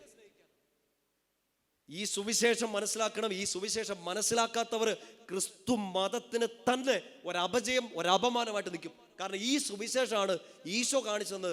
ഈ സുവിശേഷം മാത്രം പറഞ്ഞാൽ മതി, അറിഞ്ഞാൽ മതി എന്നാണ് പൗലോസിനെ ചങ്കുപൊട്ടി പറഞ്ഞത്. കാരണം ഇതിനേക്കാൾ വേറെ ഒന്നും ക്രിസ്തു മതത്തിനോ ക്രിസ്തുവിനോ ലോകത്തിന് എനിക്കോ നിങ്ങൾക്കോ തരാനില്ല. നമ്മൾ ബാക്കി എല്ലാം തപ്പി ഓടി നടക്കുമ്പോൾ വാട്ട് ആർ യു മിസ്സിങ്? ഇതിന്റെ എക്സ്പ്ലനേഷൻ ഒറ്റ വാക്കിൽ തീർത്താൽ, ആ സ്നേഹത്തെ തന്നെയാണ് വിശുദ്ധ കുർബാനയിൽ കണ്ടത്. നമ്മൾ എന്താ ചെയ്തു കൂട്ടുന്നതെന്നും കൂടെ ചിന്തിച്ചേക്കണം. ഇത്രയേ സ്നേഹം തന്നുകൊണ്ടിരിക്കുന്ന വിശുദ്ധ കുർബാനയിലാണ്. And we don't mind. ഒരു കുർബാന അർപ്പിക്കാൻ വരാൻ പറഞ്ഞാൽ പോകുന്നില്ല.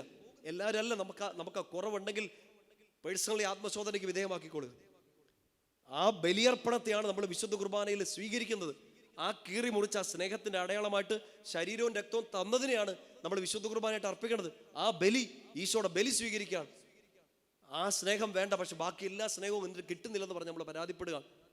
കുരിശിൽ ഈശോ മരിച്ചു കിടക്കുന്ന ഒരു ഡീപ്പ് സ്ലീപ്പ്, ആ വലിയൊരു ഉറക്കത്തിൽ പഴയ നിയമവുമായിട്ട് ബന്ധപ്പെടുത്തി നമ്മൾ വായിച്ചാൽ ഈശോ ആദ്യത്തെ ആദം ഉറങ്ങിക്കിടക്കുന്ന സമയത്ത് അവന്റെ വശത്ത് നിന്ന് ഒരു സ്ത്രീ ഉണ്ടാകുന്നതിനെ കുറിച്ച് ഉൽപ്പത്തി പുസ്തകം വ്യാഖ്യാനിക്കുന്നുണ്ട്, പറഞ്ഞു തരുന്നുണ്ട്. ലോകത്തിന്റെ മുഴുവൻ എല്ലാവരുടെയും അമ്മയായ ഹവ്വ എന്ന് അവൾ അറിയപ്പെട്ടു. ഈശോ ഈ കുരിശിൽ ഒരു ഡീപ്പ് സ്ലീപ്പ്, ഒരു വലിയ ഉറക്കത്തിൽ കിടക്കുമ്പോൾ ഈശോയുടെ സൈഡിൽ നിന്ന് എന്തോ ഒഴുകി ഇറങ്ങുന്നതായിട്ട് യോഹന്നാൻ സാക്ഷ്യപ്പെടുത്തുന്നുണ്ട്. മരണം കിടക്കുമ്പോഴും ഇനി ബാക്കി ഒന്നും തരാനില്ലെന്ന് തോന്നിപ്പോകുന്നൊരു സമയത്ത് പോലും, ഇനി ഒന്നും തരാനില്ല എന്ന് പറയുന്ന സമയത്തും അവൻ്റെ ഉള്ളിൽ നിന്ന് ഇനിയും വരാനുണ്ട് എന്തൊക്കെയോ. രക്തവും ജലവും ഒഴുകി എന്നെ ശുദ്ധീകരിക്കുന്ന ജീവന്റെ ജലം, എനിക്ക് ജീവൻ നൽകുന്ന അവന്റെ രക്തം, വിശുദ്ധ മാമോദീസായും പരിശുദ്ധ കുർബാനയും എനിക്ക് ശക്തിയായിട്ട്, എനിക്ക് സമാധാനമായിട്ട്, എനിക്ക് സ്നേഹമായിട്ട്, എൻ്റെ സകല പ്രശ്നങ്ങൾക്കും പരിഹാരമായിട്ട് വിശുദ്ധ കുർബാനയും സഭയിലുള്ള എൻ്റെ അംഗത്വവും ഈശോ തന്നു. ഇതിലും കൂടുതൽ ഒന്നും തരാനില്ല, ഇതിലും കൂടുതൽ ഒന്നും ചോദിച്ച് സമയം കളയരുത്. രണ്ട് കരങ്ങൾ ഉയർത്തി പറഞ്ഞേ ഹല്ലേലൂയാ. ശക്തിയോടെ പറഞ്ഞേ ഹല്ലേലൂയാ. നിങ്ങൾക്ക് ഈ മണവാളന്റെ സ്നേഹം പിടികിട്ടുന്നുണ്ടോ? ഒരു പരാതിപ്പെടല്ലേ മക്കളെ. നമുക്ക് സങ്കടം വരും ഈ രോഗങ്ങളിലും വേദനകളും ഒക്കെ. പക്ഷെ പരാതിപ്പെടരുത്, എന്നെ സ്നേഹിക്കുന്നില്ലെന്ന് ഒരിക്കലും പരാതിപ്പെടരുത്. ഇതിലും കൂടുതൽ ഈശോയ്ക്ക് സ്നേഹം തരാനില്ല. യഹൂദരുടെ കല്യാണത്തിൻ്റെ അന്ന്, ഇത് അവസാനിപ്പിക്കുകയാണ്. യഹൂദരുടെ കല്യാണത്തിൻ്റെ അന്ന് ഈ മണവറത്തോഴന്മാരും മണവളനും ഒക്കെ നല്ലതായിട്ട് അണിഞ്ഞൊരുങ്ങി നിൽക്കും. നമ്മളെ എന്നാ പറയണേ, എന്നാ ഗേൾസ് എന്നാ പറയണേ, കല്യാണത്തിന് നിൽക്കുന്ന പെൺപിള്ളേരുടെ പേരെന്തോ പറയുമല്ലോ, ബൊക്കെ അല്ല എന്താ, ഫ്ലവർ ഗേൾസ്. അവരെല്ലാം ഏകദേശം ഒരു യൂണിഫോമിലൊക്കെ നിൽക്കും. നല്ല ഭംഗിയായിരിക്കും ഫോട്ടോ ഒക്കെ എടുക്കാൻ വേണ്ടി. ഈ യഹൂദരുടെ കല്യാണത്തിൻ്റെ ഈ മണവാളനും മണവറത്തോടരും ഒക്കെ നന്നായിട്ട് ഡ്രസ്സ് ചെയ്യും. ഇവരെല്ലാം ഒരുമിച്ചാണ്, ആമ്പിള്ളേരെല്ലാം ഒരുമിച്ചാണ്. മണവാളനെ, ഈ ബ്രൈഡ് ഗ്രൂമിനെ ബാക്കിയുള്ള ആമ്പിള്ളേരിൽ നിന്ന് തിരിച്ചറിയാൻ വേണ്ടിയിട്ട് യഹൂദർ കൊടുത്തിരുന്ന ഒരു അടയാളമുണ്ട്. അത് നമ്മൾ വായിക്കുക ഉത്തമഗീതത്തിലാണ്. നിങ്ങൾ എടുക്കണമെന്നില്ല, വചനഭാഗം എടുത്താൽ നിങ്ങൾക്ക് കണ്ടുപിടിക്കാൻ ഇച്ചിരി ബുദ്ധിമുട്ടായിരിക്കും.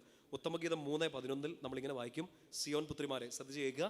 സിയോൻ പുത്രിമാരെ, തൻ്റെ വിവാഹ ദിനത്തിൽ, ഹൃദയത്തിൽ ആനന്ദം അലതല്ലിയ ദിനത്തിൽ മാതാവ് അണിയിച്ച കിരീടത്തോട് കൂടിയ സോളമൻ രാജാവിനെ വന്ന് കാണുക.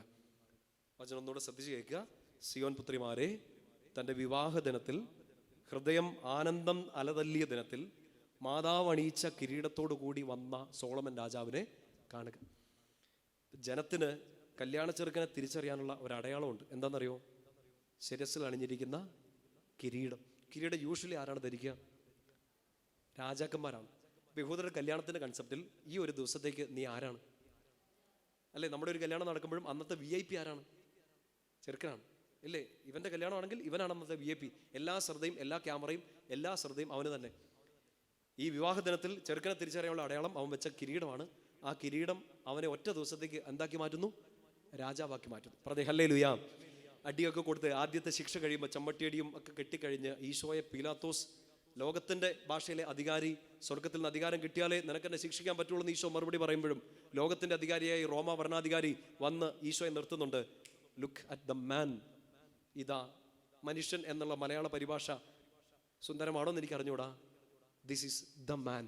എപ്പോഴാണ് നമ്മളത് പറയണേ? ഇതാണ് ചെക്കൻ, ഇതാണ് ചെക്കൻ. എപ്പോൾ പറയും? കല്യാണത്തിൻ്റെ സമയത്ത്. ഈശോ ഇവിടെ നിർത്തുകയാണ്. ഒരു കിരീടം വെച്ചിട്ടുണ്ട്, ഒരു മുൾക്കിരീടം.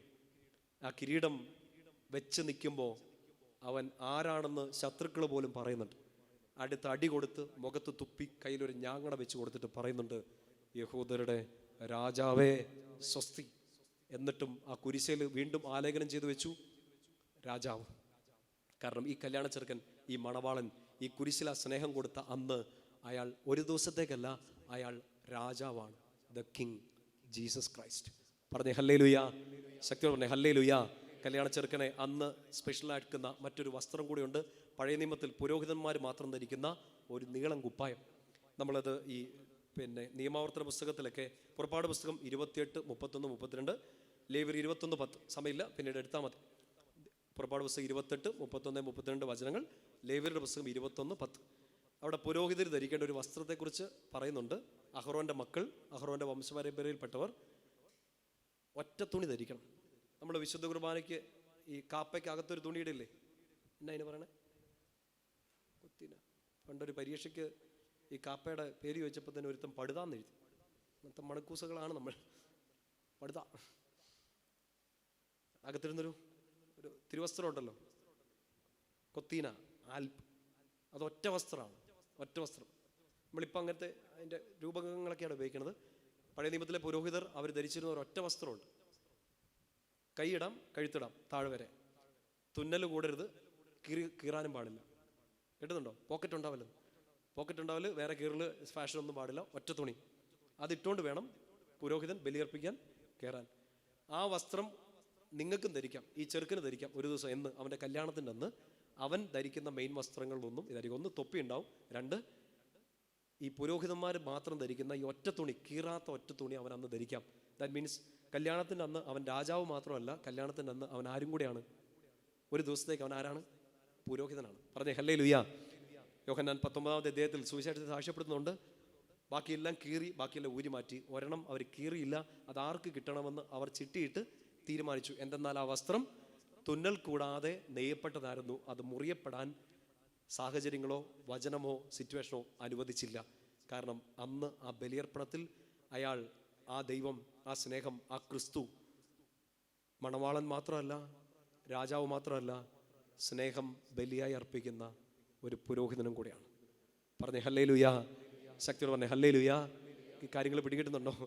അതുകൊണ്ട് പൗലോസിൽ കൺക്ലൂഡ് ചെയ്യുന്നത് നമ്മൾ അറിയേണ്ടത് ഇത് മാത്രമായിരുന്നു. കാരണം ഈ ഒരു സുവിശേഷത്തിലാണ് ബാക്കി എല്ലാ പ്രഘോഷണങ്ങളും സെൻറ്റർ ചെയ്തിരിക്കുന്നത്. ഈ സുവിശേഷം മനസ്സിലായാൽ നമുക്ക് പരാതികളില്ല, പ്രത്യാശ മാത്രം. ഈ സുവിശേഷം മനസ്സിലായാൽ നമ്മൾ പിന്നെ പാപം ചെയ്യില്ല, സ്നേഹം മാത്രം. കാരണം ഈ ബലിയർപ്പിച്ച് അവൻ നേടിയെടുത്തത് എന്നെയാണ്. അവൻ എന്നെ സ്വന്തമാക്കിയത് കൊണ്ട് എനിക്കിനി പാപം ചെയ്യാൻ പറ്റില്ല. ജ്ഞാനം 15:2 ഞങ്ങൾ പാപികളെങ്കിലും അങ്ങയുടെ സ്വന്തം ജനമാണ്, അങ്ങ് ഞങ്ങളെ സ്വന്തമായി കണക്കാക്കി എന്നറിയുന്നതിനാൽ ഞങ്ങൾ ഇനിമേൽ പാപം ചെയ്യില്ല. പ്രിയപ്പെട്ട മക്കളെ, നല്ല വിശുദ്ധരായി, നല്ല ക്രിസ്ത്യാനികളായി, നല്ല ദൈവമക്കളായി ജീവിക്കാനുള്ള നിങ്ങൾക്ക് കേൾക്കേണ്ട ഒറ്റ സുവിശേഷം ഇതാണ്: ക്രിസ്തുവിൻ്റെ കുരിശിൻ്റെ വചനം. ലോകത്തിന് അത് ഭോഷത്വമാണ്, രക്ഷയിലൂടെ ചരിക്കുന്നവർക്ക് അത് ദൈവത്തിൻ്റെ ശക്തി അത്രേ. പറഞ്ഞേ ഹല്ലേലൂയ. ശക്തിയോട് പറഞ്ഞേ ഹല്ലേലൂയ. കരങ്ങളൊന്ന് മടിയിൽ തുറന്നു വെച്ച് കണ്ണുകൾ ശാന്തമായിട്ട് നടച്ചേ. ഈശോയുടെ വലിയ സ്നേഹത്തിന് നന്ദി പറയുക. കുരിശിൽ കയറി നമുക്ക് വേണ്ടി ജീവൻ തന്ന, ഇതിലും വലിയൊരു സ്നേഹം ഇനി തരാനില്ലെന്ന് പറഞ്ഞ് സ്നേഹം ബലിയായി തന്ന ഈശോയുടെ തിരുമുഖം മനസ്സിലേക്ക് കൊണ്ടുവരിക. കുരിശായിരുന്നു ആ പുരോഹിതൻ്റെ ബലിപീഠം, കുരിശായിരുന്നു ആ രാജാവിൻ്റെ സിംഹാസനം. ആ കുരിശാണ് തൻ്റെ പ്രിയപ്പെട്ടവർക്ക് സ്നേഹം പകർന്നു കൊടുത്ത, രക്തത്തിലൂടെ ഉടമ്പടി ചെയ്ത ഈശോയുടെ മണിയറ. കുരിശിൽ കിടന്നുകൊണ്ടാണ് സ്നേഹം തന്നത്. കുരിശിൽ കിടന്നുകൊണ്ടാണ് മാമോദീസായും വിശുദ്ധ കുർബാനയും തന്നത്. ഈ വലിയൊരു രഹസ്യം എന്നെയും ഈശോയെയും സംബന്ധിച്ചുള്ളതാണ്. ലോകത്തിൻ്റെ സ്നേഹങ്ങളെക്കുറിച്ചല്ല, ലോകത്തിൻ്റെ പരാതികളെക്കുറിച്ചല്ല, ലോകം മേനി ഭാവിക്കുന്ന കാര്യങ്ങളെക്കുറിച്ചല്ല. എനിക്ക് സമാധാനം ക്രിസ്തുവിൻ്റെ കുരിശാണ്. എനിക്ക് ശക്തി ഈശോയുടെ കുരിശാണ്. എനിക്ക് മേന്മ ഭാവിക്കാൻ, അഭിമാനിക്കാൻ, ഉറച്ചു നിൽക്കാൻ സഹായിക്കുന്ന ഒറ്റ കാര്യം ക്രിസ്തുവിൻ്റെ കുരിശാണ്. മറ്റൊന്നിലും ഞാൻ അഭിമാനിക്കുന്നില്ല, മറ്റൊന്നിലും ഞാൻ ആശ്രയിക്കുന്നില്ല. ഒരു വലിയ രഹസ്യമായി, ഒരു വെളിപാടായി പൗലോസ്ലീഹായ്ക്ക് പകർന്നു കൊടുത്ത ആ രഹസ്യം, മണവാളൻ്റെ ആ സ്നേഹത്തിൻ്റെ രഹസ്യം ഇന്ന് ഈശോ എന്നോട് വെളിപ്പെടുത്തിയിരിക്കുന്നു. ഈ സുവിശേഷം ജീവിക്കാൻ, ആ സുവിശേഷം ജീവിക്കുമ്പോൾ, പഠിക്കുമ്പോൾ, പ്രഘോഷിക്കുമ്പോൾ ഉള്ളിലേക്ക് നിറയുന്ന ആ സ്നേഹം എനിക്ക് ഉത്തേജനം നൽകും. ഞാൻ അവനുമായി, അവൻ എന്നോട് ഒരു ഉടമ്പടി ചെയ്യുന്നു. ഞാൻ ഈശോയുടേതാണ്, ഈശോ എൻ്റേത്. സമാഗമ കൂടാരത്തിൽ മോശ മൃഗത്തിൻ്റെ രക്തം തളിച്ച് ഉടമ്പടി ചെയ്തതുപോലെയല്ല, കുരിശാകുന്ന സമാഗമ കൂടാരത്തിൽ സ്നേഹം പകർന്നു കിട്ടിയ മണിയറയിൽ വെച്ച് സ്വന്തം രക്തം എനിക്ക് വേണ്ടി ചിന്തി എന്നോട് ഉടമ്പടി ചെയ്ത് ഈ രക്തത്താൽ എന്നെ വീണ്ടെടുത്ത ഈശോയുടെ ഏറ്റവും വലിയ സ്നേഹം പ്രകടമായത്, പ്രഘോഷിക്കപ്പെട്ടത് കുരിശിലാണ്. ആയതിനാൽ നിങ്ങളുടെ ഇടയിലായിരിക്കുമ്പോൾ ക്രൂശിതനെക്കുറിച്ച്, ക്രിസ്തുവിനെക്കുറിച്ച്, ക്രൂശിതനായ എൻ്റെ ഈശോയെക്കുറിച്ചല്ലാതെ മറ്റൊന്നും അറിയേണ്ടതില്ലെന്ന് ഞാൻ തീരുമാനിച്ചു. ഗലാത്യർ 2:20 ഞാൻ അവനോട് കൂടെ ക്രൂശിതനായിരിക്കുന്നു. മണവാളൻ ഒറ്റയ്ക്കല്ല, കൂടെ മണവാട്ടിയുണ്ട്. സ്നേഹിതൻ മാത്രമല്ല, സ്നേഹിക്കപ്പെടുന്നവനുമുണ്ട്. ഞാൻ ഈശോയോടൊപ്പം ആ മണിയറയിലാണ്, ആ കുരിശിലാണ്. ഞാൻ ക്രിസ്തുവിനോട് കൂടെ ക്രൂശിതനായിരിക്കുന്നു. ഞാൻ ജീവിക്കും, അതിജീവിക്കും. എന്നെ സ്നേഹിക്കുകയും എനിക്ക് വേണ്ടി സ്വന്തം ജീവൻ ബലിയർപ്പിക്കുകയും ചെയ്ത എൻ്റെ ഈശോയിൽ, എൻ്റെ